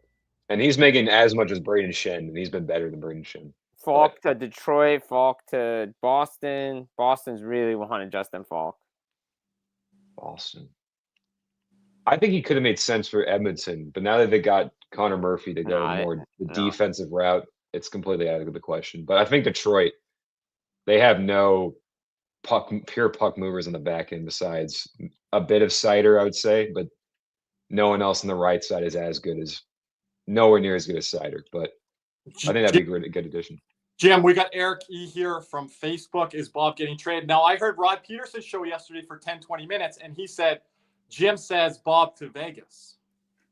Well, I said Go Bob. back and listen to his show. Go back and listen. He said Jim said Bob to Vegas. I said Bob is a dark horse to go to Vegas. Okay, I didn't hear the word dark horse. It wasn't quoted. Well, that's my words exactly are this. Look, I've always said this. I've always wondered about Vegas and Bobrovsky. If they can make it work, that would make sense to me. Okay. I didn't hear the word dark horse. I heard only bits and parts, but I heard Bob to Vegas, Behringer. I'm like, Jim's been telling me Florida, and that's what I feel. Florida. I feel Florida. I'm just saying if there was a team he was going to get traded to, it'd be Vegas. Yeah, speaking on Florida, do you sense anything with Greer? Obviously, we know the roster management thing. With maybe like a Samoskevich or a Boakfist? I think Seattle wants to Seattle is trying to like Smacky. I know Montreal's called on Greer a couple of times. Okay. That would be a good fit for them in their bottom six. I know they have Blais and all those guys, but Greer's different. That gives them something that he's got. That guy can actually play in your bottom six. Yeah. Sorry guys, I'm back. Do you see potentially Boston doing anything where they're in the standings potentially? I think that Justin Falk trade, if they can get it done, if they want to do it. Do you see them maybe getting Greer back? Because I know he was. I think that's a possibility for Don Sweeney too. I really do. I think that's a move for them. I agree, Ryburn. Like the Panthers cupboard is pretty bare, and when it comes to defensive prospects with picks even that you can accumulate to move in deals later this summer, to move up in the draft as well, Panthers can start to consider that if they can get a couple more picks here. Right? Those second-round pick varieties. Yep. Maybe a third or a fourth as well today if you can get someone to throw something at you for Boquist or one of these depth defensemen that really Florida does not need.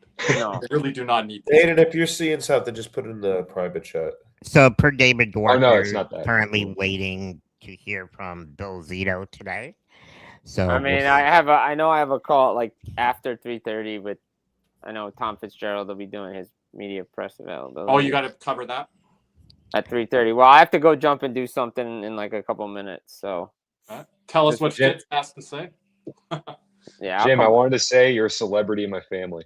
Why? Oh wow. Oh wow, nice. They posted that in my group chat.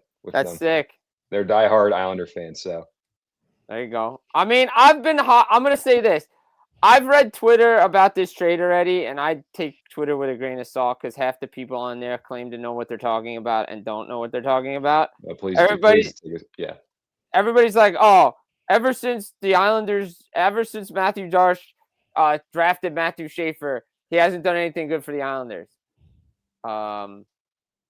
He actually has done good things for the Islanders, and the team is actually performing. And the best thing he did was keep Patrick Waugh. Yes. So A lot of people question that. Every team's hitting a wall right now in the Eastern Conference outside of Columbus. Like every team's hitting a wall. Yeah, like every team hit a wall. The Islanders are allowed to hit their wall. Yeah. I mean, things might be looking different if Florida would have won at least 3 of the last. Yeah. If they would have got some points here, because I mean, the East is not. Think about it. New Jersey just won 3 straight games. If they go through the weekend and other teams lose, they're 5 points out. Yeah, Columbus is only what a point behind out. Boston, and they just took Connor Garland away from Boston. So that's a lot. You want to remember what I told you about the return was going to be for last year for Braden Shen? How I said it was like a first-round pick and a prospect and something else. The Islanders just gave up a first, third, and a prospect for Shen. Which prospect? I have to find out. Wow. Okay. Just a shade over 30 minutes to go here. We've had 50, 60 people consistently in the chat. Make sure to thumbs up. But I got to jump off. Maybe how long are you guys going for? Maybe I'll jump back on later. Probably 3:15, 3:30. We'll hop off. If not, we'll talk to you tomorrow night then. Yes, sir. Sounds good. If you guys are doing pucks after dark, I'll jump in and talk tonight. We're going to be on Spaces post game, so we're breaking stuff down over there. If more stuff happens here, Jim. If not, well, and Saturday. I cannot believe Braden Shen fetched a first, a third, and a prospect. That's wow. If that's the case, outrageous. So, anyway, I gotta go. I gotta run, and I'll talk to you guys later. Take care, Jim. Thank you, Jim. Thank you, Jim. Okay, bye-bye. Wow, that's crazy, guys. Oh, which one? I think we need to go back to LTIR and double retention because last deadline was so much fun.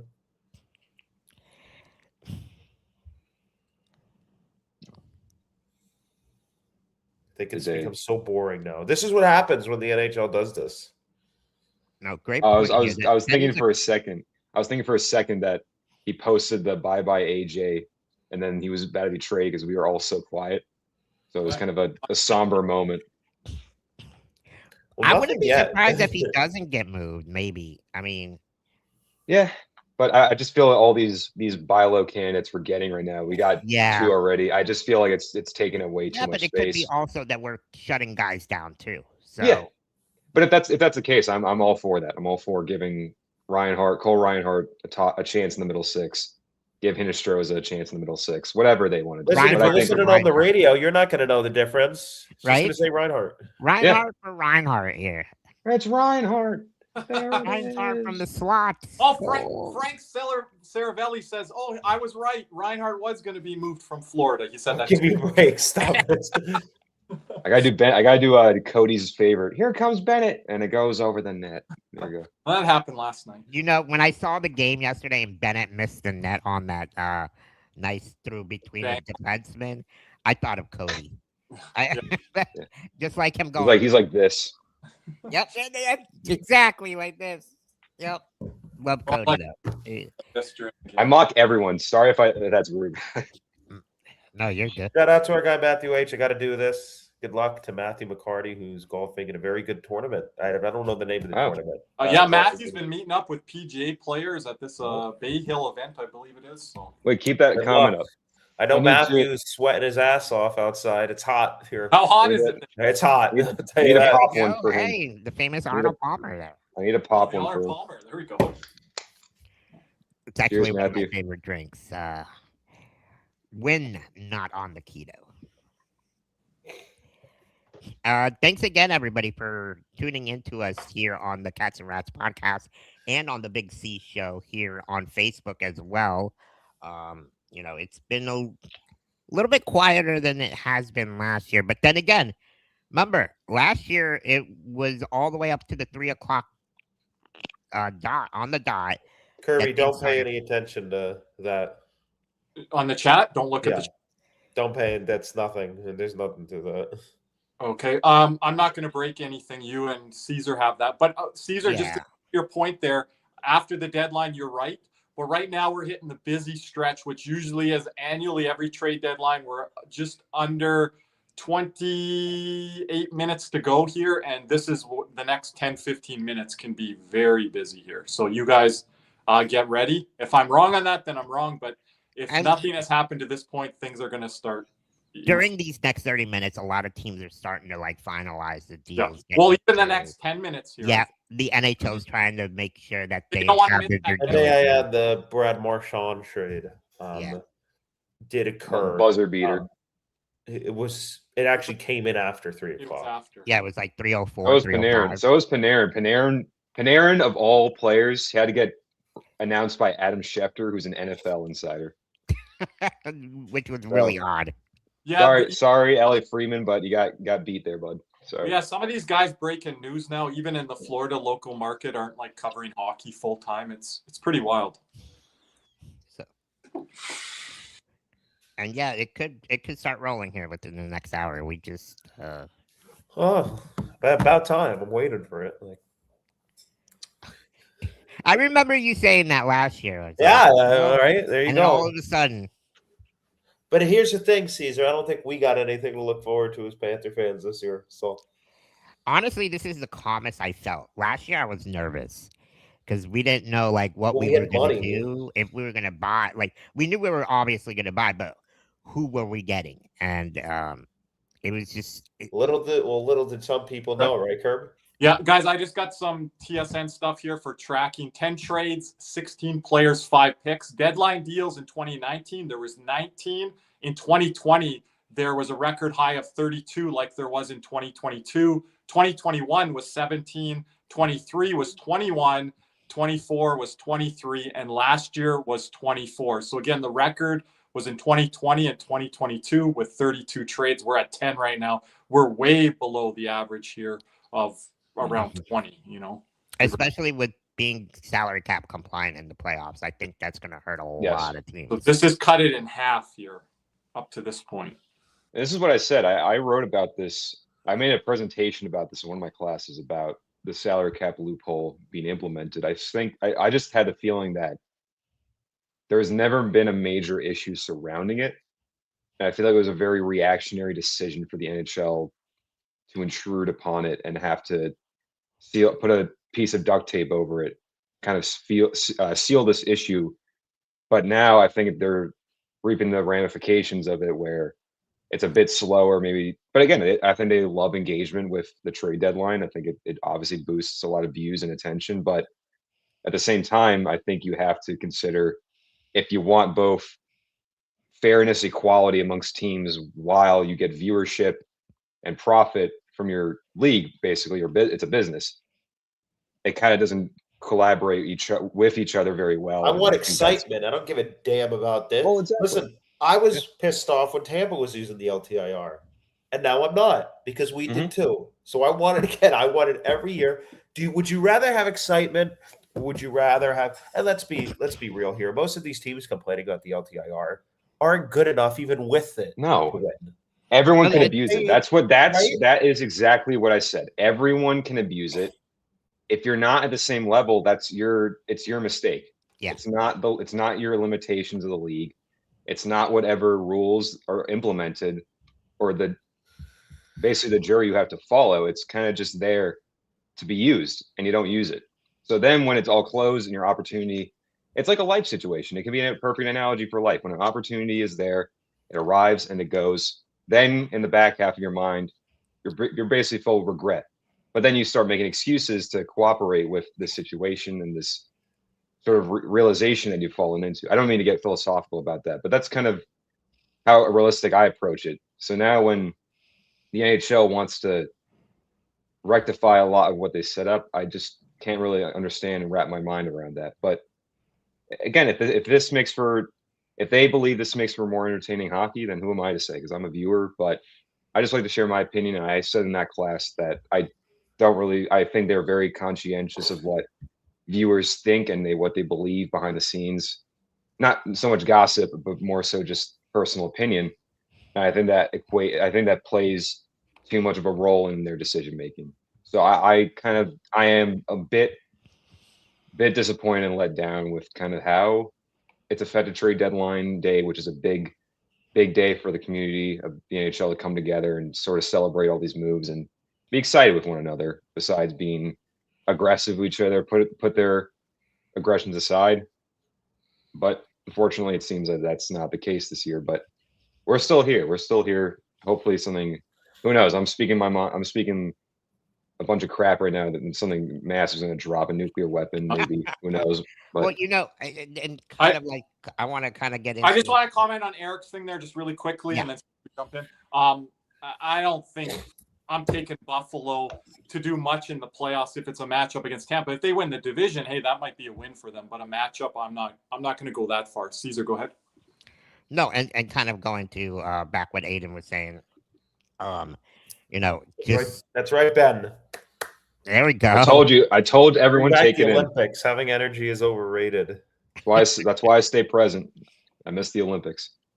I can't have that nervousness and on edge feeling. D'Lo, I don't mind that. Where are you hearing that?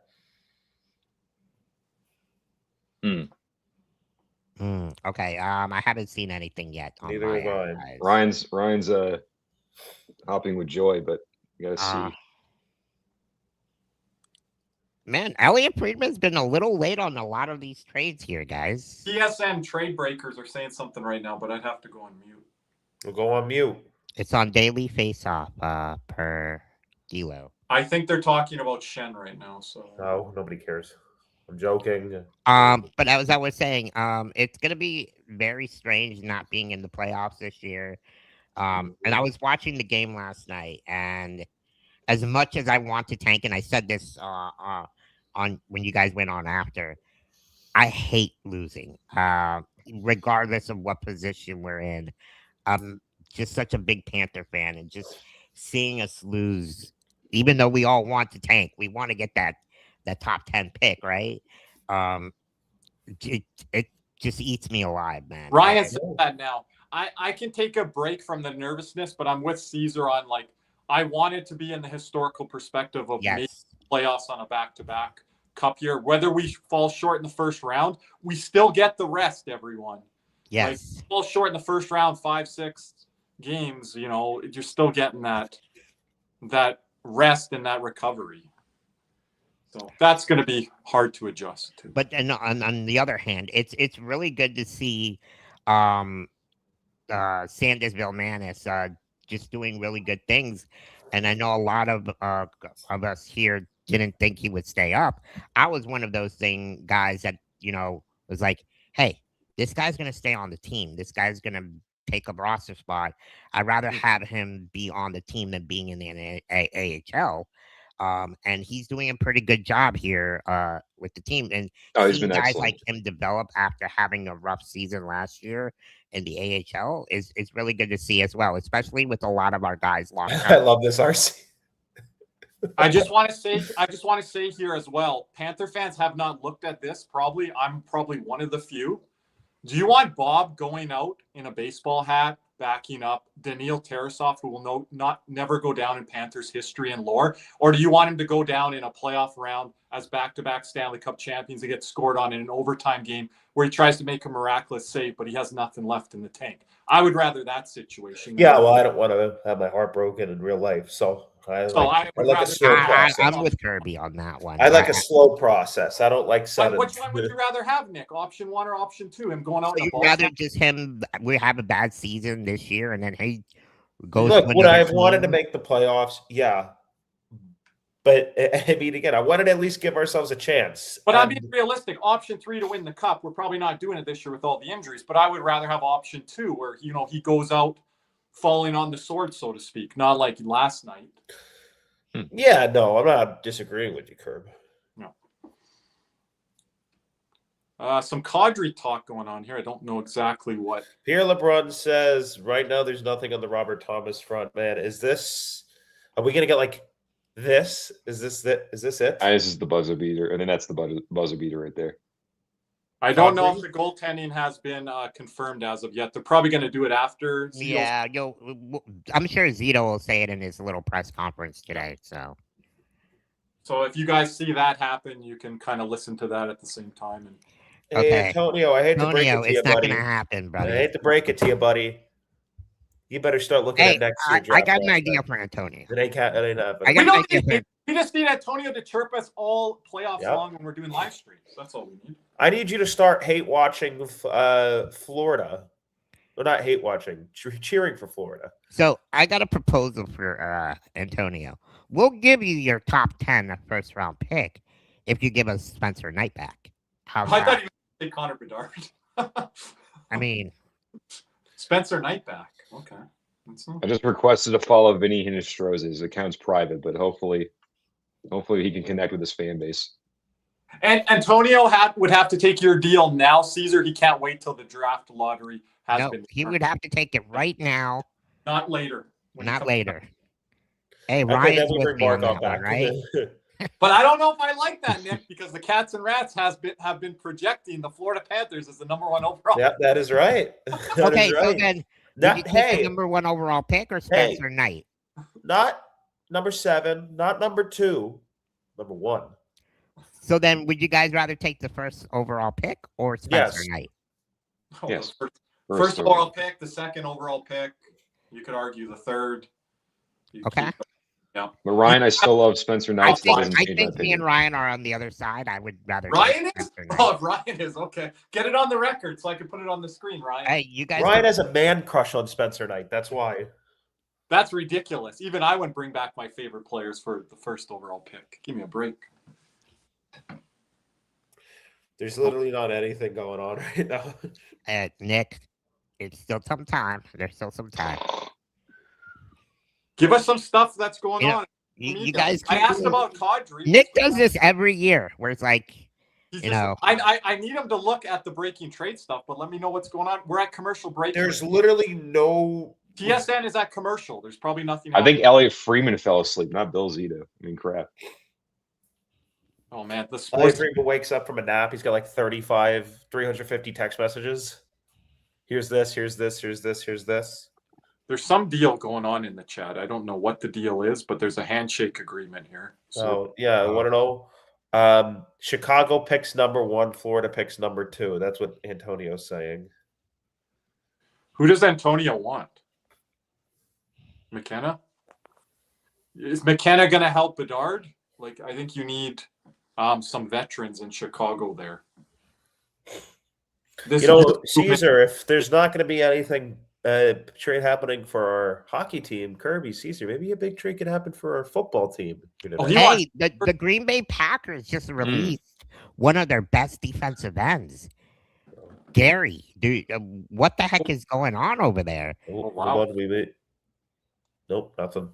So I mean, I know we were talking about that Crosby deal, but if the Packers defensive end was released, that's a guy you could pick up free agency. We're now into the NFL trade talks, the NHL trade deadline. Hey, I'm excited, so I'm going to be talking about it on my channel next week.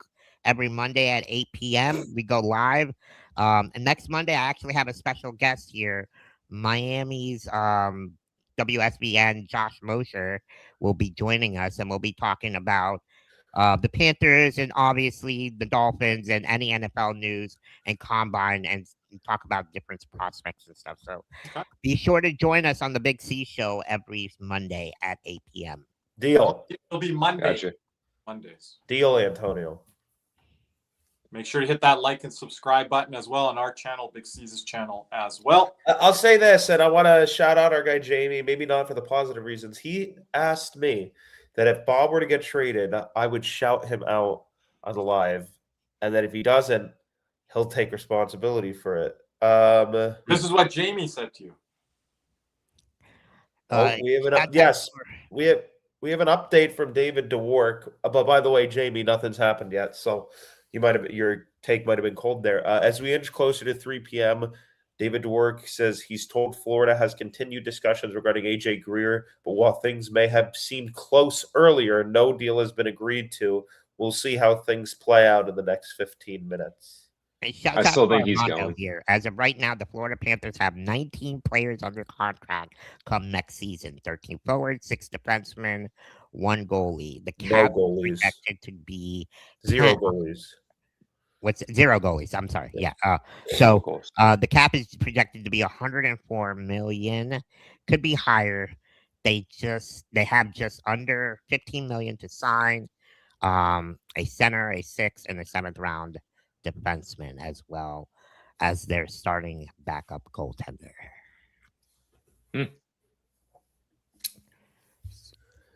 There's a nice positive. 12 minutes till the trade deadline. Man.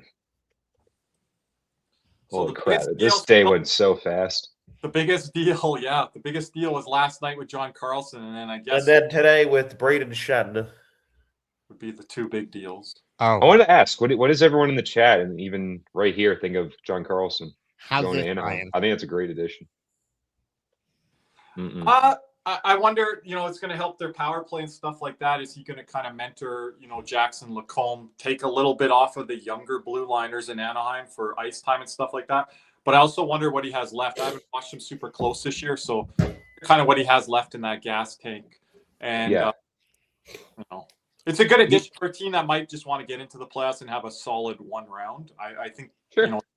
Weird deadline. I agree, D'Lo. I think weird. I think the first year, the new rule, I think this is how the NHL loses. Just talk about the ratings. I think this is how they can lose ratings by boring stuff like this. And by the way, according to Anthony DeMarco, he's told the Flyers are not moving Rasmus Ristolainen. Really? They did not get their price. So, wow. I don't know what Danny Breen. So it started as kind of a buyer's market, then switched to a seller's market, and then back to a buyer's market where you're not seeing these teams. There is teams that are selling here. They're not getting the price they want. Like Calgary here, are they going to be upset if they're not moving Coleman and Kadri here? Now they did move Uyghur. There is a chance that all 4 of the guys on our thumbnail don't get traded. Yeah, that's something. Hey, we wanted to name the guys that were going to be available today, so we hit that out of the park quite well. Yeah, that's on me. I petitioned for those guys to be on the thumbnail, so you guys can blame me. Don't worry. Well, when Jim did come in here, we did get some trades, so I don't know if you want Jim to rush back in here for the next 10 minutes. Yeah, please kick me out, and then something massive is about to drop. So Carlson, he's missed 6 games compared to Chychrun, but he's only 3 points behind Jacob Chychrun. He's been neck and neck. I think it's been at 1A, 1B in Washington for the entire season. And I think Jacob Chychrun's kind of come into his own. When I know you guys are a bit lower on him, how he played. I did not think he played very well in the Carolina series. Playoffs last year. Yes. Lost in all the shuffle, great. by the way. Jordan Eberle, once again at the deadline, as he did 2 years ago, signs a 2-year extension with the Seattle Crab. I forgot to mention that, but I thought that was a captain that was going to get moved, and I think he has a lot of value still. He's still a good player. He's still a solid player. It's just I can't really see that's basically a microcosm of Seattle being a directionless team. I can't really see what pool of rebuild or competitive sort of edge. More leadership there with Eberle. I feel like they're not getting that accomplished. However you want to put that, if that's tangible, if that's abstract. Whatever you want to say, I think they need more leadership. Yes. Still trying to find that. Yeah, because their best players are pretty young. I mean, Vince Dunn, I think, in my opinion, I think Vince Dunn's their best player. I think he just plays on a bad team, and I think he's got a lot of talent. If he went elsewhere, I think he'd be a very good player. He might slot down 1 or 2 spots lower, but he's still up there. Playoff. Oh, for sure. Or a championship team. No. Mike Bardner is a very high on him. He's a number 1. I don't know if I go that far, but I say kind of a forcing low end number 1. But He's Yeah, I'm definitely high Montour. on Duns and Durzees and Monteurs, but I'm not calling them number ones. But I'm like, they Yeah. can make they're a difference maker type of the blue line. Absolutely. Shea Mhm. Theodore's been another that I've always been on. Also, Yeah. Pagnotta reporting Canes are likely out on Trocheck. So, Kirby, I don't get my prediction. Neither do you. So, I just want to take a quick second here to shout out to Caneswear. They'll be hosting our very own Florida Panthers Sandersville Menace. It is a free meet and greet and autographs with donation. So make sure you bring your donation of teddy bear, and it has to have the tag on it. So all proceeds will go to the Joe DiMaggio Children's Hospital. I will be there as well, helping them out with the cause. It should be fun. So if you guys are in South Florida and want to meet Sandersville Man, it's a great opportunity to talk to him about, potentially here in the future with Florida Panthers. And also, more importantly, it's going to a good cause. So definitely come out, guys, and support Caneswear, as they've always been a great sponsor here for the Cats and Rats podcast and the Big C Show.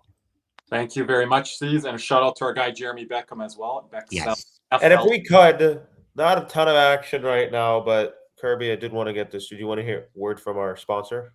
You can get them through, yeah. We'll get a word from a couple of our sponsors, starting with Caneswear. Panthers fever is here. Are you geared up? Caneswear in Davie is the place for all your Florida Panthers needs. They have the latest gear for our favorite NHL team. Jerseys, polos, t-shirts, hoodies, hats, and more. Caneswear has you covered.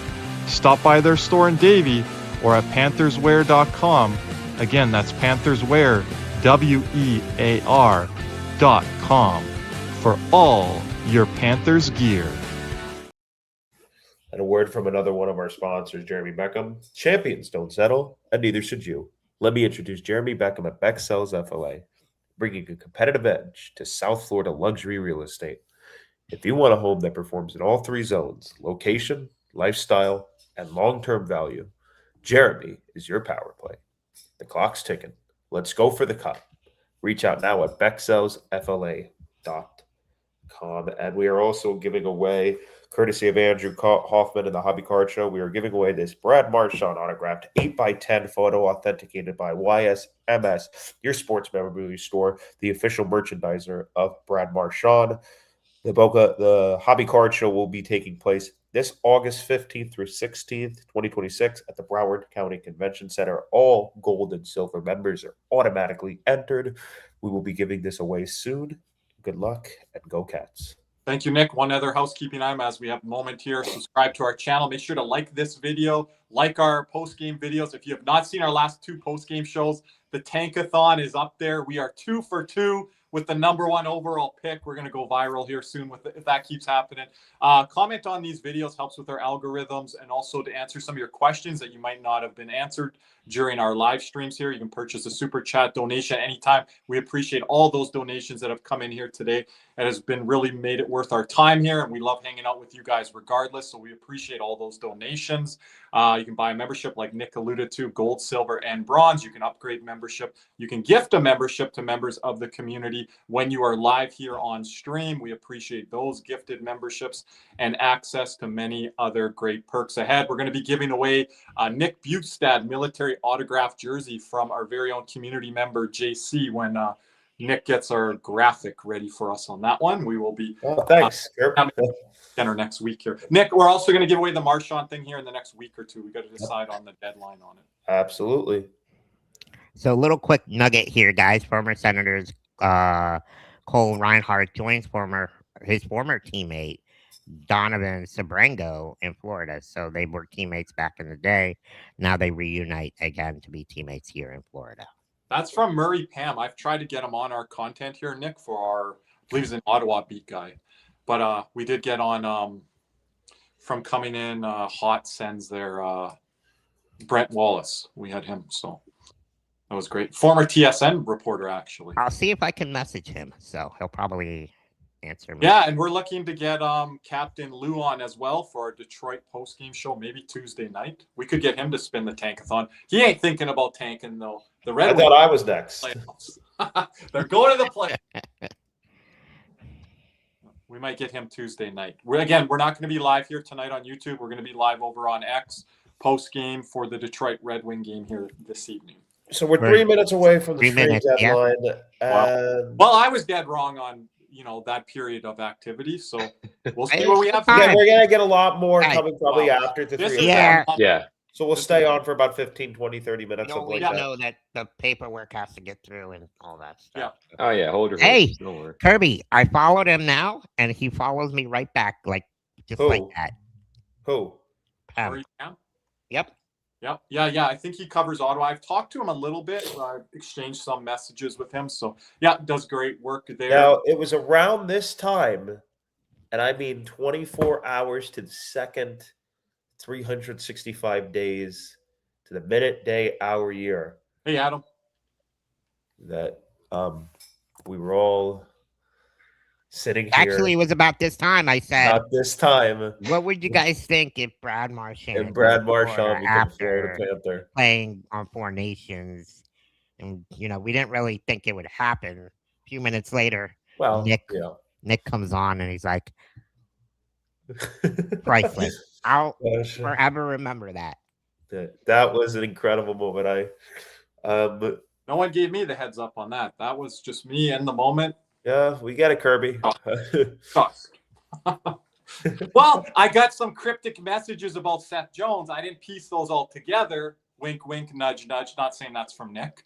But I didn't get no news on the Brad Marchand stuff. So when I was live here, that totally hit me by shock, surprise, disbelief. So this is from Bruce Garriock. I don't know how I didn't get this. But Yeah, Ottawa Sun reporter, I believe. I don't know how I didn't get this. He says that sounds like the Detroit Red Wings, this was 14 minutes ago, emerged as the front runner for St. Louis Blues defenseman Justin Falk with 17 minutes to go. Nothing further has been reported, but we will see. And Pagnotta says it sounds like Trocheck and Ristolainen are not being moved. Wow. I'm I'm just telling saying you that guys, that's it's not that's going to a be that big- much with the cap situation. Teams are hesitant. 1 minute to go 1 minute. here. 1 minute. So could this be the year where there hasn't? Okay, real quick, over or under 16 trades after today? We're at Under. 9 right now, right? I got 10 here. We're at 10. I think we're going to go over. I think we're going to get about Really? 7 or 8 deals. I'll in the go next- slightly under. We might get 4. You know what? 5 to 6 deals. I think we'll go under. I'm going. Yeah, I said That was under. a quick take. I didn't want to say the other numbers. I'll go here at 16. Oh, I think boy. we'll get 16 done. This is what happens, by the way, for NHL. This is another talking point. They want to grow the game. They want to get more ratings. They want to make it more exciting. How you make it more exciting is not placing these new rules in place that prevent. But big we were on moves the to other be- side of that, Nick, when we were facing that with Tampa. Well, and they didn't change the rule, right? Right. But they didn't change the now rule. that we're on that same side of it, now it's all of a sudden it's like, hey, maybe we should have kept that rule here. So Pierre LeBrun says the 3 p.m., Florida boys and girls. Panthers are currently focused on trying to resign Sergei Bobrovsky.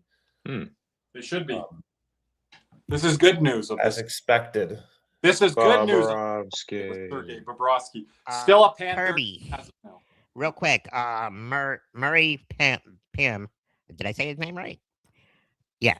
So he said he'll be on with us next week after this weekend. So I got you guys. What are we talking about? Murray, the Senators writer. Are we doing anything with the Ottawa?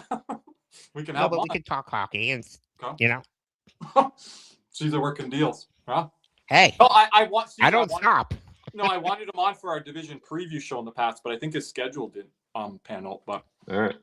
oh, there we go. Thanks. Yeah, fast. and Caesar. You're welcome, guys. Hey. have loves to big bring our cheese. boy I Zach got to Phil- use that to my advantage, right? We got to bring our boy Zach Phillips on. Again, who do we? I wanted Again, to bring guys, no surprise. Bob is staying. We all knew that was going to happen. I think a lot of people freaked out yesterday after signing the veteran Russian goaltender for a two-way deal. Hold on. We're calling it already. Nick, Bob is staying. Pierre LeBrun put it out. I told you it would be a big shock if it happened. I don't think it happens. Yeah, I think he gets his You don't deal. want to. It wouldn't be surprising if he signs a deal here at the trade deadline. Hey, Caesar. Oh, okay. Something in the chat. Wait, I sent you the wrong one, but okay, thank you. It's all right. We'll just go ahead and start with the.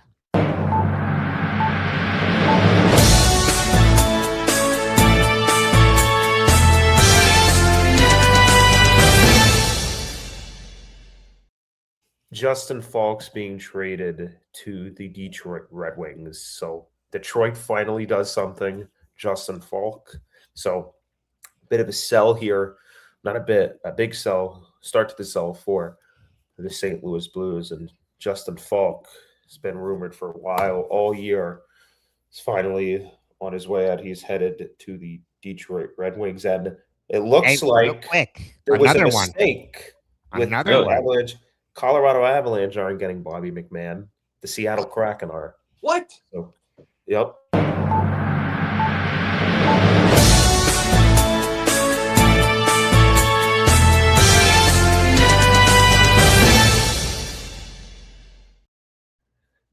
Bobby McMann is going to Seattle Kraken. So for Elliot Friedman. Hey, you guys wanted action? We got action. So we get a couple of different news things here, which is good. I'm sure. Well, that's two right there, right? Well, we counted one, right? So what was that? 12. So that's 12. Okay. What do you guys think of this deal? McMann to Seattle? Does this stop the potential of Sam Escevich going there now?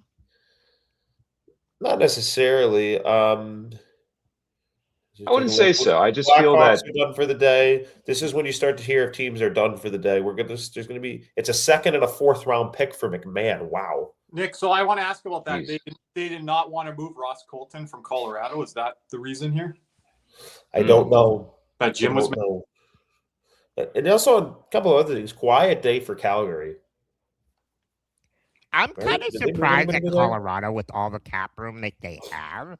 They haven't done more. How much do they have there, Aiden? I believe they were like 10 million under the cap. Let me see Colorado right now. Would you want me to pull it up or you just say it right now? You can just say it if we don't. Current cap space, they are just under 7 million. 6.94. That's a lot of money there. But it is. I'm actually very, very startled at that. But their projected cap space is only at 1.518. So that's why Colton or someone had to go. Another deal has just gone, Nick. Ooh. Where? Let's see here. I think it's the same one. Oh yeah, to Detroit. Okay, that's the same one. Yeah, it's a first and a third to Detroit. A first? Oh my, that's incredible. Wow, that's crazy for St. Louis at first. Price for Falk as a Panther fan or even as a hockey fan. I just thought he was overvalued in this kind of market, and I don't know how much of a difference maker he is at the latter stage of his career here to garner. Also of no. Oh yeah. No word on if AJ Greer got moved before the 3:00 deadline. We're gonna. So it's still up in the air. Still up in the air. Obviously, deals can roll through, but there was something going. Maybe they just didn't get enough. Could be, yeah. Where Florida's like, we're not gonna just lose them just to get whatever, And if that's the case, maybe that's an indication of they wanting to sign them next year too. I don't know.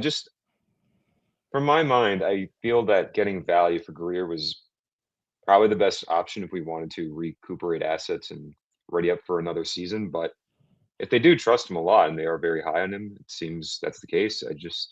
I'm not going to. I do know from close intel, who's really good friends with him. He really loves Florida. He doesn't want to leave. Okay. And that goes to maybe potentially signing a team-friendly deal.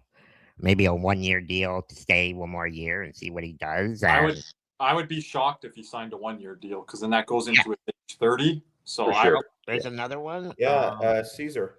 Here we go. Here we go.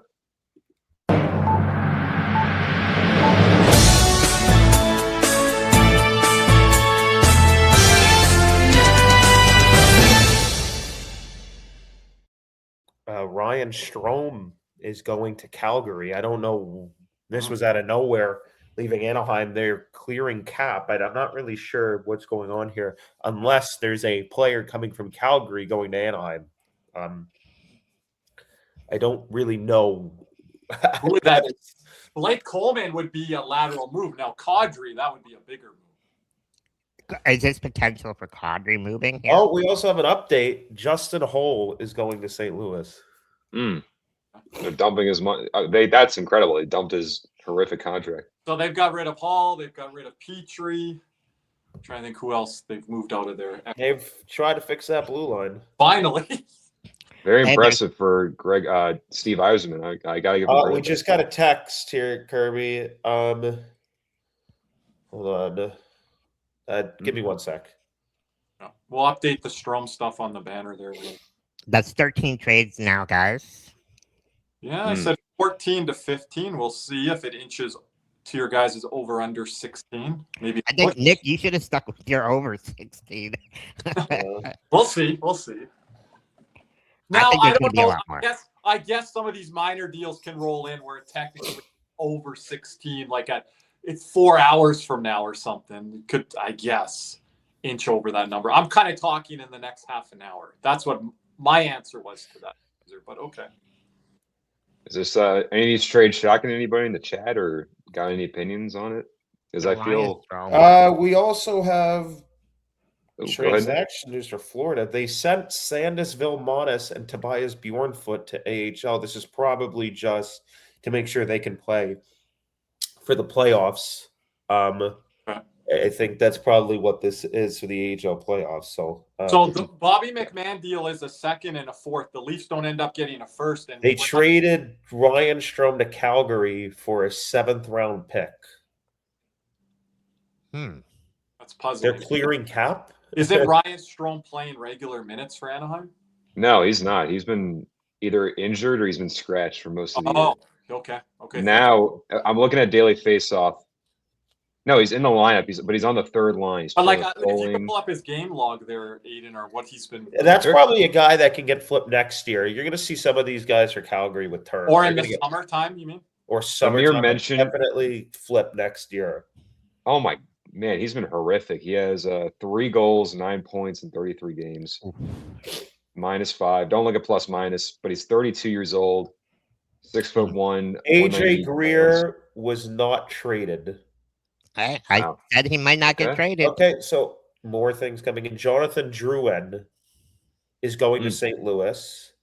AJ Greer has not been traded, and Vincent Trocheck has not been traded. I just want to throw another name in there. We haven't talked about him at all here in the last 2 hours, Nick. Everyone, make sure to give us a thumbs up here. Appreciate it. Make sure to hit that subscribe button. Nick, any word on OEL?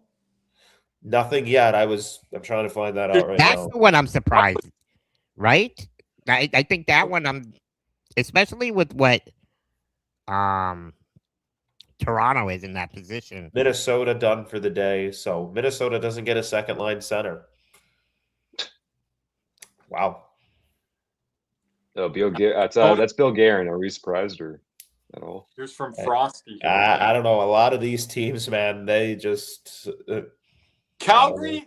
They have moved Anderson. They have moved Uyghur, but they had more players to move. So you can kind of look at that 2 different ways. But the Rangers with Trocheck, I thought. Who didn't do anything unless something changed. I mean, I'm sure they did something. If Carolina didn't do anything, I know they got freaking. Well, they got Delorier, but come on, man. That's a 4th line. That's a fringe. Did you want Carolina to go after a goalie? Because I'm like, that just muddies the water more. If you're going to go get a goaltender, you already got. No, they found something with Bussy. Even though I'm skeptical of him, I value Sam. Again, I think every fan should value sample size for goalies, but I think they found something there. New Jersey's also done for the day. No Hamilton or Nemec moves. So but I've been with Jim that he's going to get moved to the draft. I think that's the most likely option for him. But I do think Simone Nemec. I think he's going to be out at the draft. That's what Jim hypothesized. But I agree. I think his time there is pretty much done. He can't get play time. There's too many guys on the right side to give him minutes. So, but I thought they were going to move Dougie and they were going to give the reins to Simone Nemec right off the bat. But are you surprised? I'm with Frosty. I said Trocheck for Carolina. So are you surprised Carolina didn't trade for Trocheck, another center? They haven't had a Halla stayed in Nashville. Center at least. Eric Halla stayed in Nashville. I didn't think that was a name matter to Dick, but okay. Yeah, no. I gotta say, I mean, a lot of this is coming in. A lot of the guys that haven't been moved. No. I mean, it's a disappointment for an excitement standpoint. And I don't understand could be right back up. This could be just a roster move for the time being. I don't understand some of this. I really don't.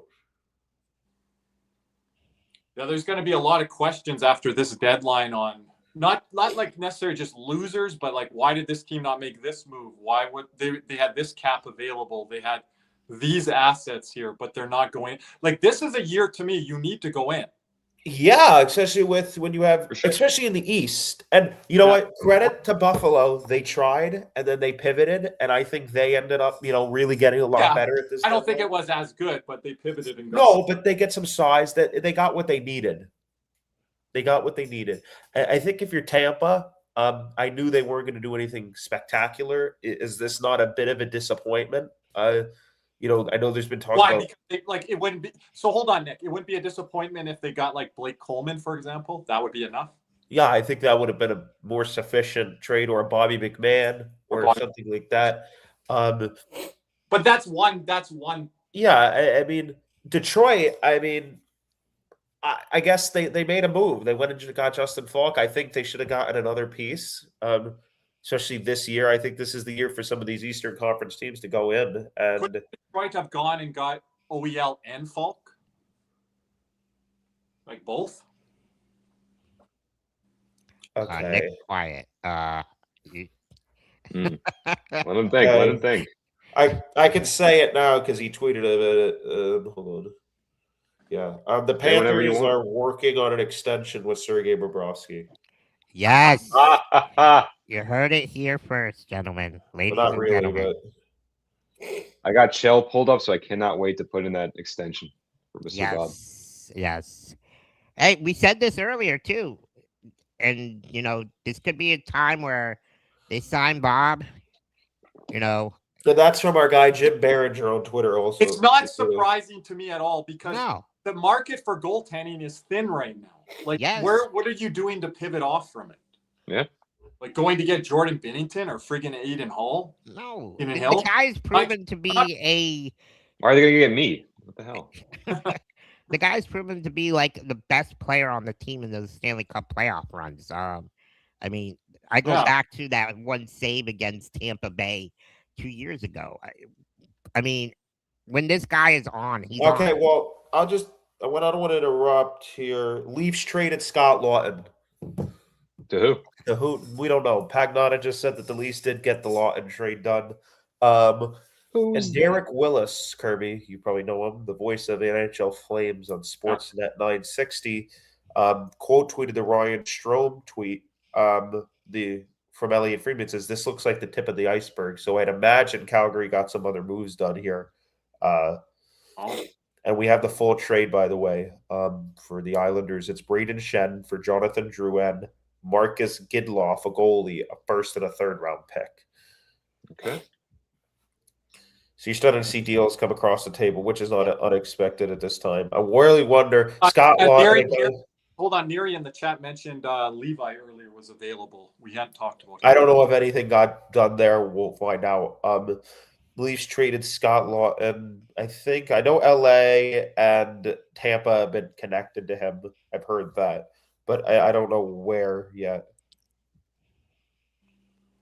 Lawton, Maybe a 3rd round pick. What are we thinking? I don't know. They got him for. I mean, that was a It's LA. terrific trade. A It's first. LA. I don't know. Do you think? Oh. What did you think they're getting a 1st or 2nd back, Aiden?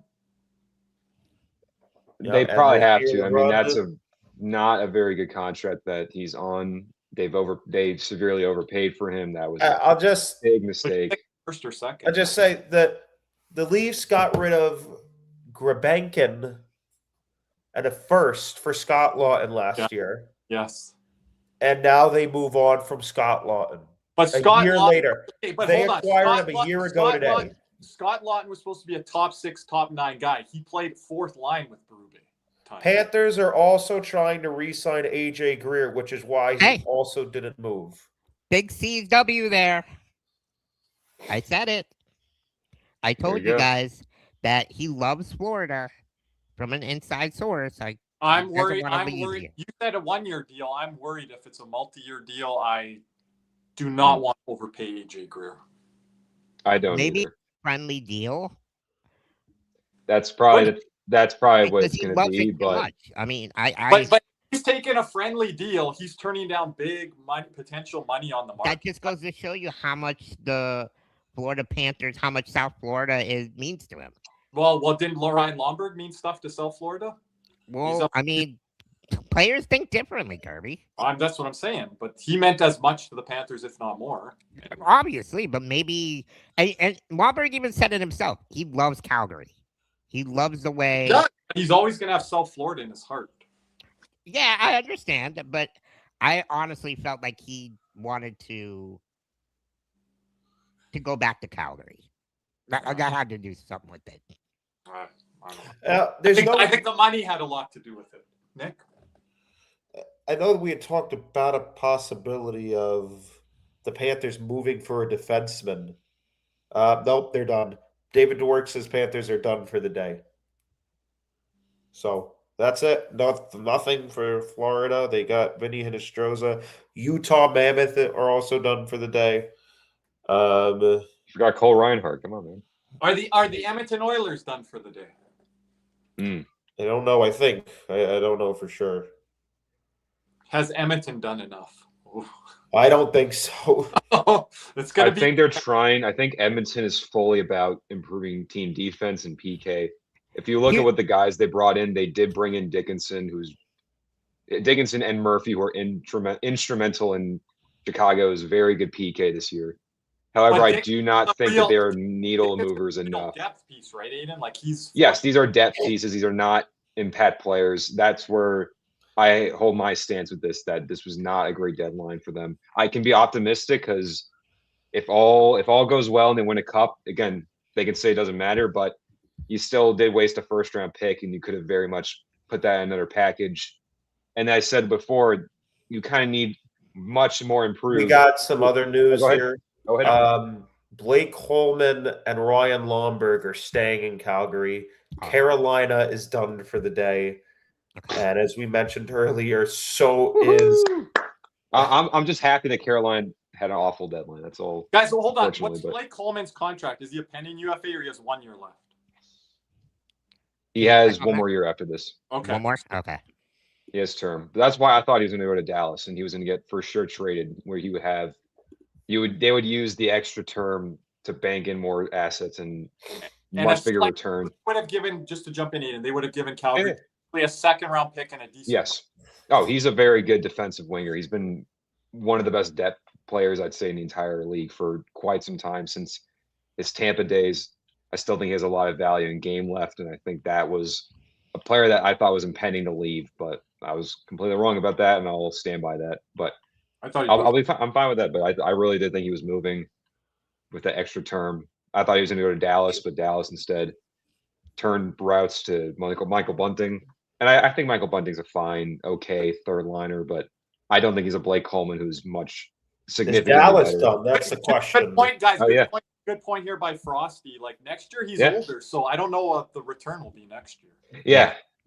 I just think that many teams use term on players' contracts to orchestrate more return. I think that's something that Tom Fitzgerald says he's confident he can get a deal done with Simone Nemec, and that he did not have Dougie Hamilton's name out there, that he was not shopping him. Okay. And obviously, we all said this the whole time. Shocked, Bob. We would be shocked if Bob got traded. Yes. This is from Dr. Kane here. This is pretty rich for me, Nick. For Greer, is that rich? Yeah, no.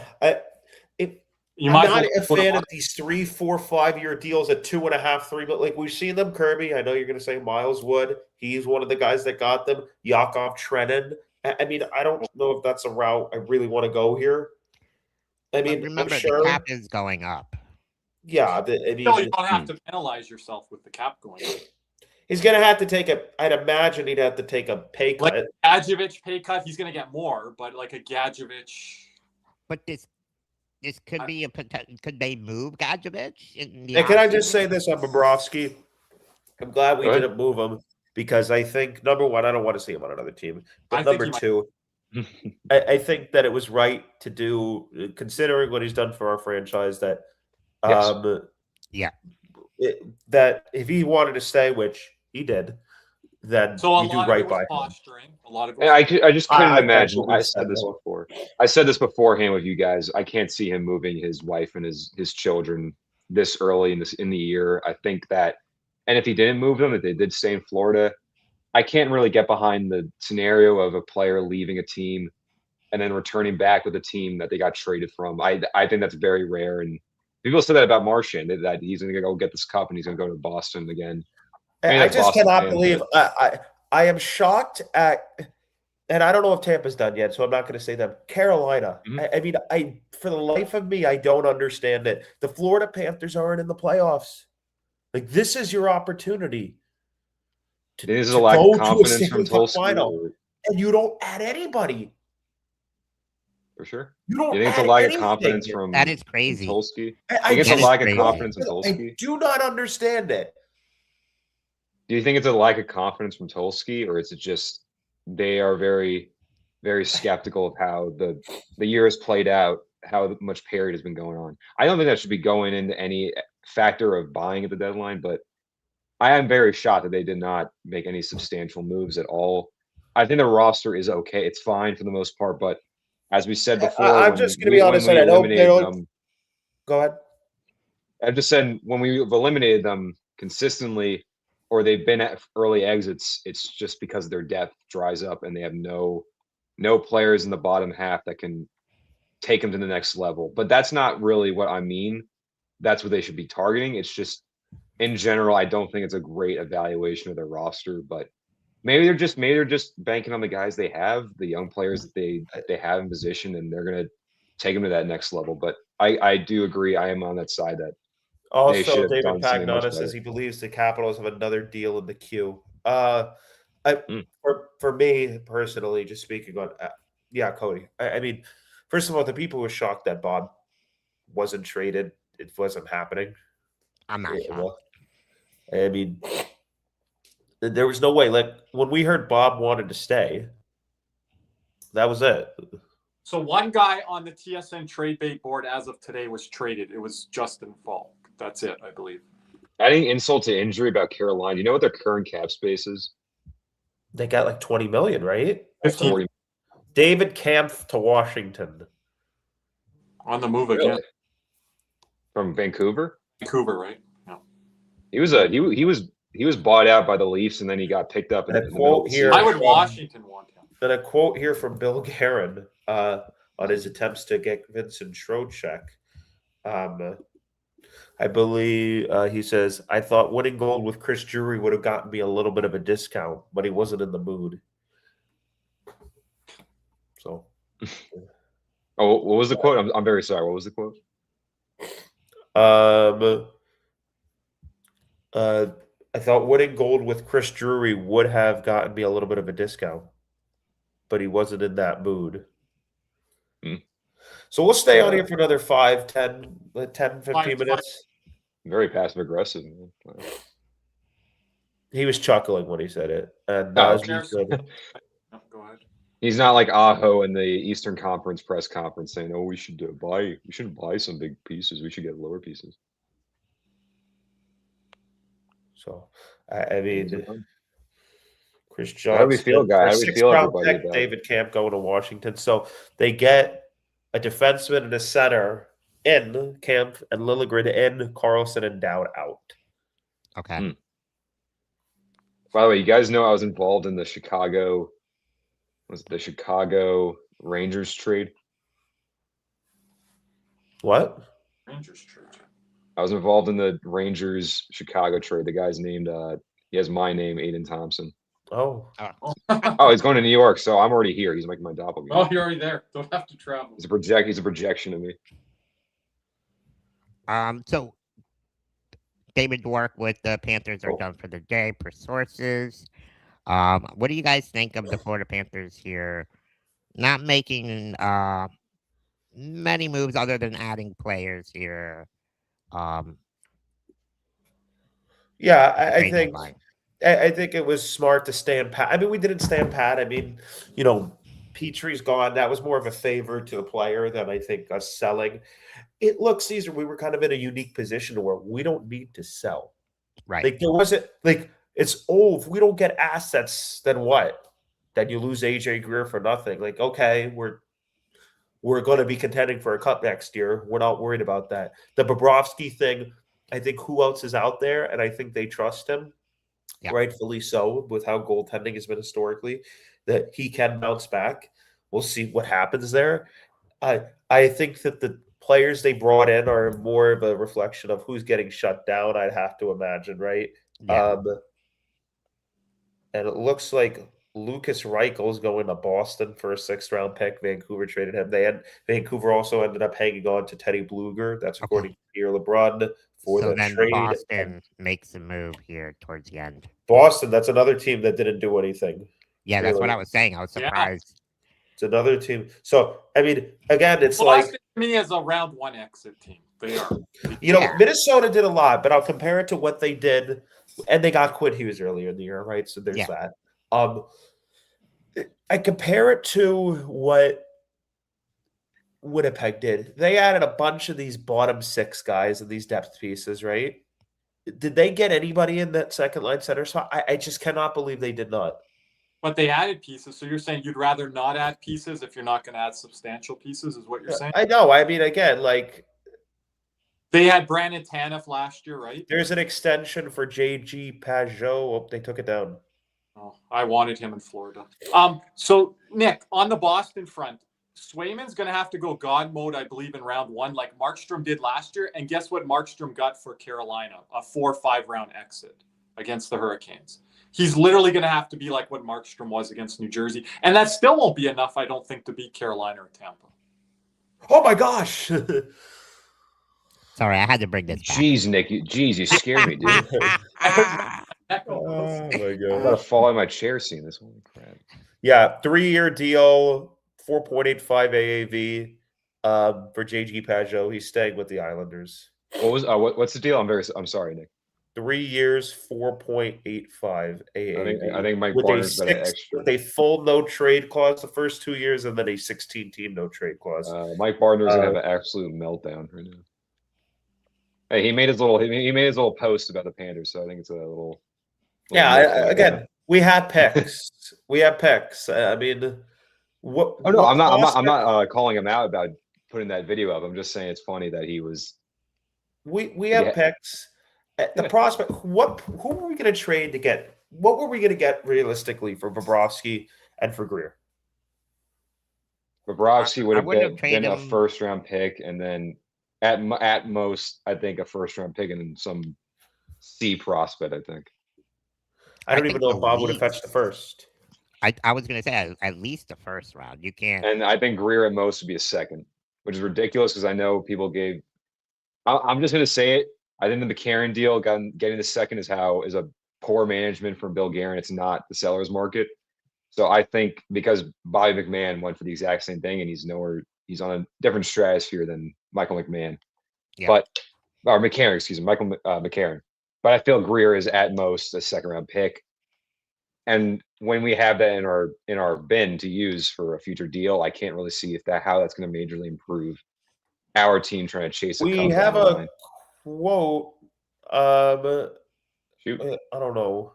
No, that's from Will Manso, I think. Okay, so despite all the talk that always made the most sense for a team in a championship now window, those types of goalies, even at his age, don't grow on trees. Curious what Bill Zito says shortly at the press conference. So we're going to get the press conference here, I think, very shortly. And the Canucks did not trade Evander Kane or Teddy Bluger, by the way. So Yeah.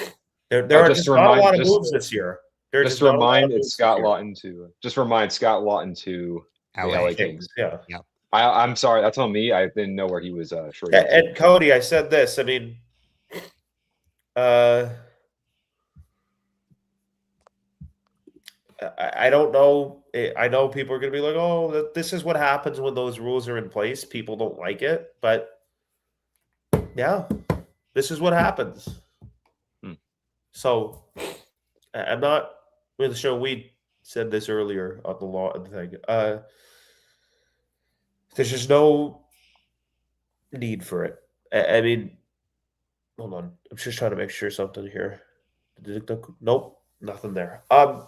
This is what happens when the rules come into play and the new LTIR rule and the salary cap, double retention rule. I mean, it's the first year. I wonder if GMs are going to adjust throughout the next couple of years and maybe make it more eventful. But this is probably going to set up for a pretty eventful offseason, I would say. And it's disappointing, though, because I think, like last year, how exciting the deadline was. You have like these Mikko Rantanens and the Brad Marchands. And then this year, who's the biggest guy traded? Freaking John Carlson. And he's 37 years old. Braden Shen. They had Quinn Hughes earlier in the year, right? But, I mean, you have a lot of teams,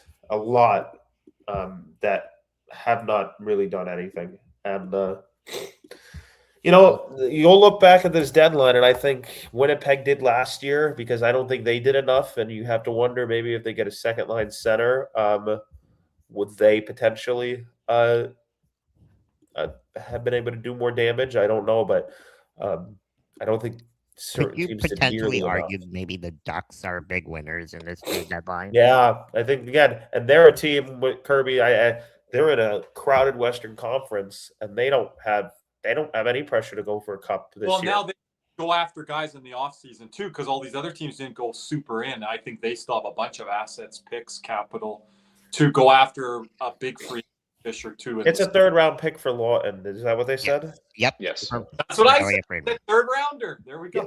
But and again, I want to talk about Toronto right now. Toronto, they got a lot of picks and prospects. That last year's deadline, Kirby, was atrocious. Well, Toronto needed to do that because they might not have their first-round pick. Shouts out to DK.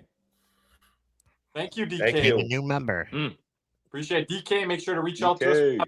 We have our members-only stream coming up on Monday night. We're trying to figure that out, so I will be there for that. We will get everyone organized. We'll have some new members coming up and to speak. I think Jeremy's coming by for that one, Nick. Oh, okay. So I'm trying to organize the date there. So members, stay tuned. Also, members, you can check out our YouTube post page here on our YouTube channel. We try to put our schedules up there and where we'll be, and then obviously follow us on X and Instagram and all that. So who are the biggest winners? Who's the biggest loser at the deadline? Carolina's the biggest loser, I think. I think Carolina absolutely is the biggest loser. I'm going to go Minnesota because there was so much talk with them as well. With losers? Yes. Losers, yeah. I would agree with that. I think not getting they got Quinn Hughes, but we're talking. Yes, but we're not talking getting about after that. Yeah. But not getting a second line center. I said the same thing with Winnipeg last year. Not getting a second line center could really come back to haunt them a bit, and I think that they're going to have tough matchups right. And when you look at a lot of the winners and losers, a lot of the winners are sellers. I think the two biggest winners, the St. Louis Blues, who were able to get 2 first-round picks. I'm going to say Tampa, also a loser. Tampa, but here's the thing: are they winners because nobody else really did anything? They're kind of like, what's everyone else doing? Yeah, that's a good Right, point. yeah. What do they need? Like they don't need to. You're going to say the other winner is Buffalo. Yeah, I think. See, here's the thing: I think Parayko, and you can honestly argue that they may have gotten away with it. It's not Parayko and Thomas, which they were in on. No, it's not. Maybe not. But They didn't acquire. They get 2 veteran, big physical defensemen. They get a penalty killing bottom 6 forward to add to a really good group. It's not like talent-wise they needed much roster-wise. So they have 3 pieces to a team that will help them with playoff experience. I think, again, they made their team better. They made their team tougher to play against. They did what they needed to do. And, Jarmo Kekalainen, I think, has done a really nice job this deadline. And they're going to go into the playoffs. They're going to be like, we did what we needed to do. And I don't think there's really much you could have left on the table, to be completely fair. I also think, so kind of going through loser, I'm trying to think. Tampa, you could argue. I think Minnesota, This might not be fair because they're trying to make a push here, but what did Ottawa really do today? Nothing. Warren Fogle. Are you guys surprised none of the goaltenders were moved? Not fully. No. Because I've said, if anyone's been listening to the coverage here, Caesar, starting goalies, it takes them a while to acclimate in. They're rarely moved at the trade deadline because they have to join a new team, a new system halfway through the year. So no Bennington moved, no Aiden Hill, no Bobrovsky. These are starting level goaltenders. I'm not surprised. Now, backup goalies. That's what I mean. Like any goaltender, like backup, Joseph Wall maybe considered. Well, Joseph Wall, I would still call like a starter level goalie. That's more of a summer move. I don't think he was on the table for Toronto right now. They tried to move Stolars a little bit because of his contract, but again, that's a summer move. I think another loser. So the big winners we just said. Before we go to the big winners, I think another loser, and again, this is a team that really kind of pushing for a playoff spot here, was right there. 2 really, Montreal and Boston. Yeah. I mean, I think they missed on an opportunity here to really, and if you really want me to be honest with you, Edmonton. Yes. Did they do enough? Edmonton, I would say more than Montreal and Boston. Did they do enough? And now fans are going to like this, Nick, winner Toronto, but they could have also moved even more. I think, who I think did a really nice job? I think Dallas. They did what they needed to do. They got a little tougher to play against, got some more depth on the back end. I really like the Myers and Bunting pickups for them. Kind of looking through here. I think Columbus also did a nice job. They got Connor Garland. I just feel that Connor Garland, it's so weird with Columbus. I think they're in the same range of Seattle. How do you guys think Detroit fared? I think pretty well. I think they upgraded the defense and they just got some value off some buy low candidates.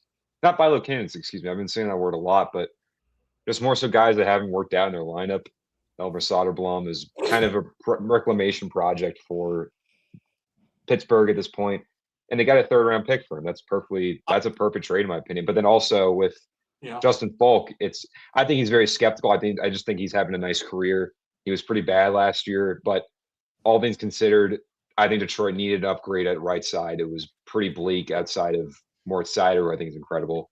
Their depth is very, very poor on the back end, but now it's massively improved with Justin Falk, even if it's for 2 years at this point. But I think that Detroit did a pretty solid job. I'm not the biggest Falk guy, but it is a bit of an neither am I. I'm not either.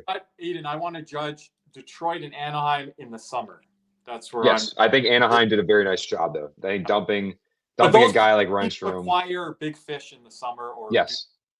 I think Ryan Strome, you got at least something for him, and he's a useless player at this point. He maybe have some value. We'll see how he does in Calgary, but his time in Anaheim with all the players they got coming up, he's. I think you also in Calgary they got rid of a lot of pieces. They got rid of Rasmus Anderson. They got rid of. One sec here. We'll see. We'll see if Waugh can be a 3C because for Toronto he's scraping at the 4C barrel. So and remember he won a cup. They got rid of he was the 4C. Calgary getting rid of Mackenzie Weegar and Rasmus Anderson this year. I think that's very good though for Calgary. I think if Weegar can't bounce back with Utah, it was maybe a good sign that they did dump him when they could, but they still got like 3 second-round picks are not absolutely useless. They are going to finish pretty high because one of them is the Rangers, one of them is theirs, and I believe the other one's is Calgary's. So I think there's a lot that Utah did very well, but that was the only trade that Utah did all day long.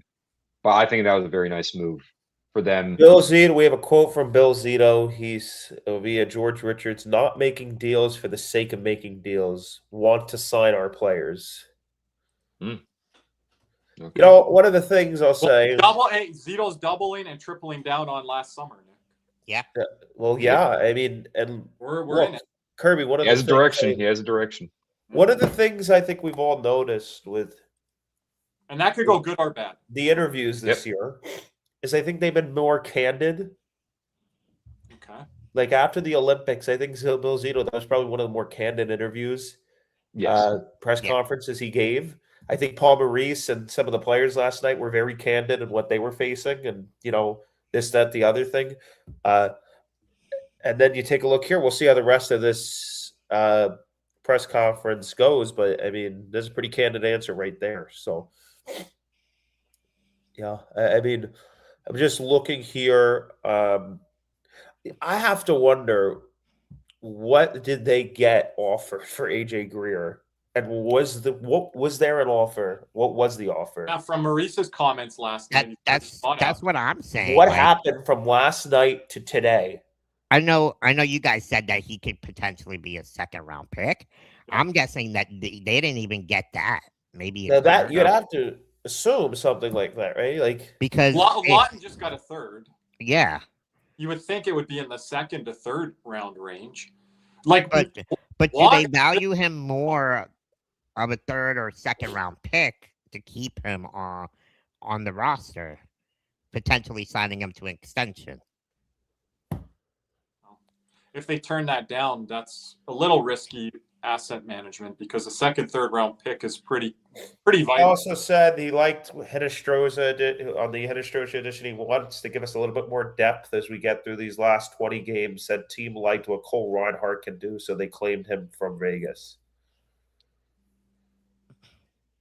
I don't. Again, Panther fans. I'm telling you, these claimed players. I don't like. And he says they spoke to every team, and Bill Zito says they spoke to every team in the league. "Quote: I'm a little tired."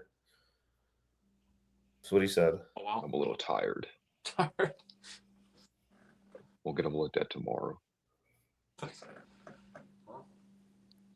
No, but yeah, again, the Leafs, what they did in getting the deal with Bob, like what was it, the first and fourth for him? For Bob, you're saying? No, Nicholas Waugh, first and fourth is what Toronto got for Waugh. Well, I got a first and fourth, yeah. Yeah, that's conditional first, but I still think that can be. That's a bit sketchy. I don't. He hasn't even played well this year, and that's a really good return for Toronto there. So again, you could say Toronto wins the deadline, but they had to because they might not have their first round. I don't think they did. I mean, again, by the way, the condition on that. It's a conditional third that becomes a second if LA makes the playoffs. So if LA makes the playoffs, Toronto gets a second rounder. But I mean, I look at last year's horrific deadline, and it's like, I mean, really, they're making up for the errors they made to kind of put them back in neutral. Well, I mean, they're still stuck with Morgan Riley. Clearly, there wasn't traction on a OEL move. Well, the Morgan Riley thing, I think they've lost value not trading him in the last 24 months.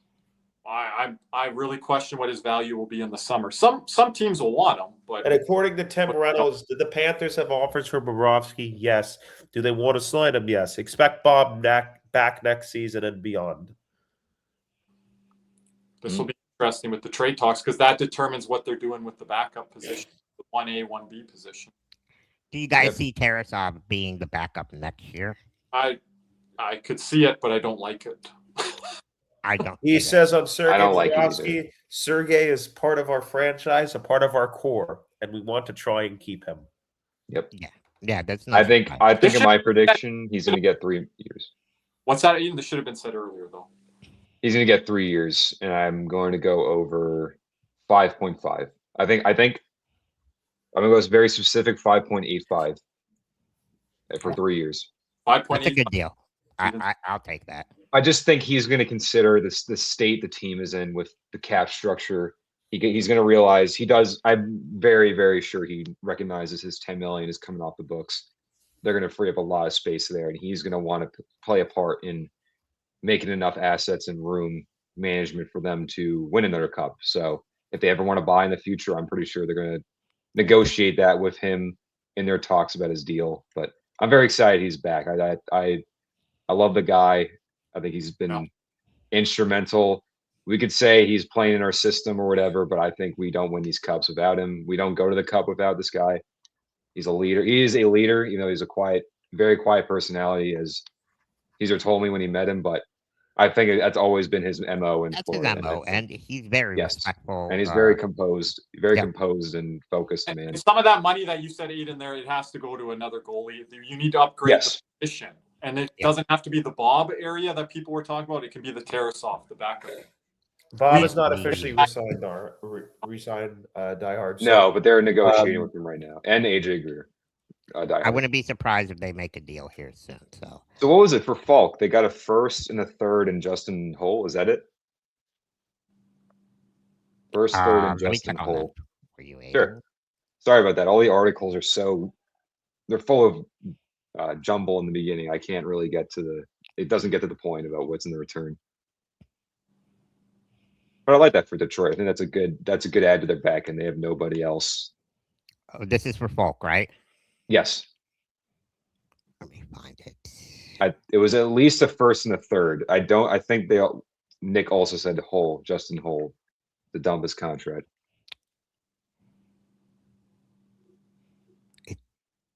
Yeah, that does pay for the bad Bennett. I don't like the Bennett contract still. I did not like it when it was. I thought it was okay. I was with the crowd. It's whatever, but I don't. I think that's Lundell's that's his paycheck. For David Perron, let me see here, and David Perron was last night, midnight around. Yeah. Okay. I'm trying to find it here. He's 30. I can't believe I saw it. Perron's 37 already. I could not believe that. Yeah. He's pretty much a useless utility player at this point. He's kind of. Kirby, I gotta go here soon. Got like 4 different contracts in this. Kirby, I gotta go here soon. But yeah, we're gonna wrap here. Ekman Larson was not traded. Okay. No. Yeah. I think that's also. I want to say that's a mistake. I think they should have banked off the great season he's having statistically. And I think Edmonton should have gone for him. They need more puck movers. And I've watched a lot of Oilers media saying they don't have enough puck movement in the back end. That Wallman has been that. Also says, because we can wrap on this, no decision has been made on Sasha Barkov. He's ready when he's ready, but it doesn't sound like, according to David Dork, he will be shut down. So it doesn't sound like he will be shut down. Nope. Wow. I've said this on my podcast. I wouldn't be surprised if he plays a few games. I know a lot of people aren't gonna like that, but I've said his competitive edge. Yeah. And even and he says, I don't know when they were aiming for. You'd have to imagine they were aiming first week of playoffs, and if we were able to get there. So we'll see what happens. He seems to be ready or getting close to it. I don't think it makes sense to play him in. I don't either. Games. We all agree. And he's already coming back early. It's not like it'd be well into his rehab. So the thing is, as Paul Maurice and Bill Zito, do you step in here and just say, "Hey, take it easy. You don't need to play these games. We're not in the playoffs. Let's wait till you're 100%." I also agree with that comment. I don't think Oilers go to the final 2 years in a row without Perry. He was instrumental in that team. Yeah. Well, gentlemen, as we wrap up here, anything else before we go off there? We appreciate everyone being here with us today. Make sure you hit that thumbs up button. Oh shit, we play tonight. Yeah, we do. I gotta get some lunch in here and go get some other stuff done. Yeah, I haven't eaten anything all day, so. But, oh my god. Caesar, hopefully we get a win. Yes, hopefully we get a win. It was a pleasure being on with you guys again. Yep. Caesar. Yes. Don't eat meat.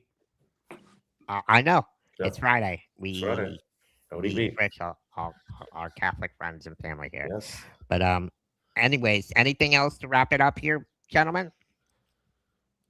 No, I'm good here. Make sure to everyone hit that like and subscribe button. Thank you to the new members and super chat donations. Make sure to stay tuned for our schedule here on our YouTube side, members only, and also general posts as well. So stay tuned on that accord where we will be, but we'll be here a lot on YouTube. We're going to be here during the Stanley Cup playoffs as well. regardless of the Panthers being in it. So make sure to tune in to us here at the Cats and Rats channel. Yep. And like Let's I always go. say, guys, Aiden, you want to say anything else? Thank you for coming on with us. Oh no, I'm very know. honored to be a part of this community. Love everyone in the chat interacting with us. Sorry if I didn't interact with the chat enough, but I wanted to. But just wanted to make sure I got all the deals in and everything. But it's always great coming on here and interacting with you guys. You guys are very good people to me. Very much appreciate all the time and opportunities you provide for me. So nothing else I could say but gratitude. And now I gotta not eat meat, or I gotta eat lunch. I gotta follow you guys. So I'm gonna go hang out. Hopefully we get a win great day tonight. to eat sushi. So Yes, if you or guys pizza. love sushi, Or that pizza, sounds so good or right now. pasta. I'm probably gonna get pizza or pasta for the game, but hopefully we get a win, because we No have not won chicken in Detroit. cutlets today. No it's chicken not. cutlets, I don't think I got time for it tomorrow either. I got leftover pasta. I got to go have some soup here. Anyways, like I always say, one shift at a time, one period at a time, one game at a time. Let's go, Cats. Let's get a win today. Let's move up those draft rankings, baby. Let's go. See you later, guys. Thank you. Side of you, so I remove what's right and true. The beating undivided, all the voices in my head.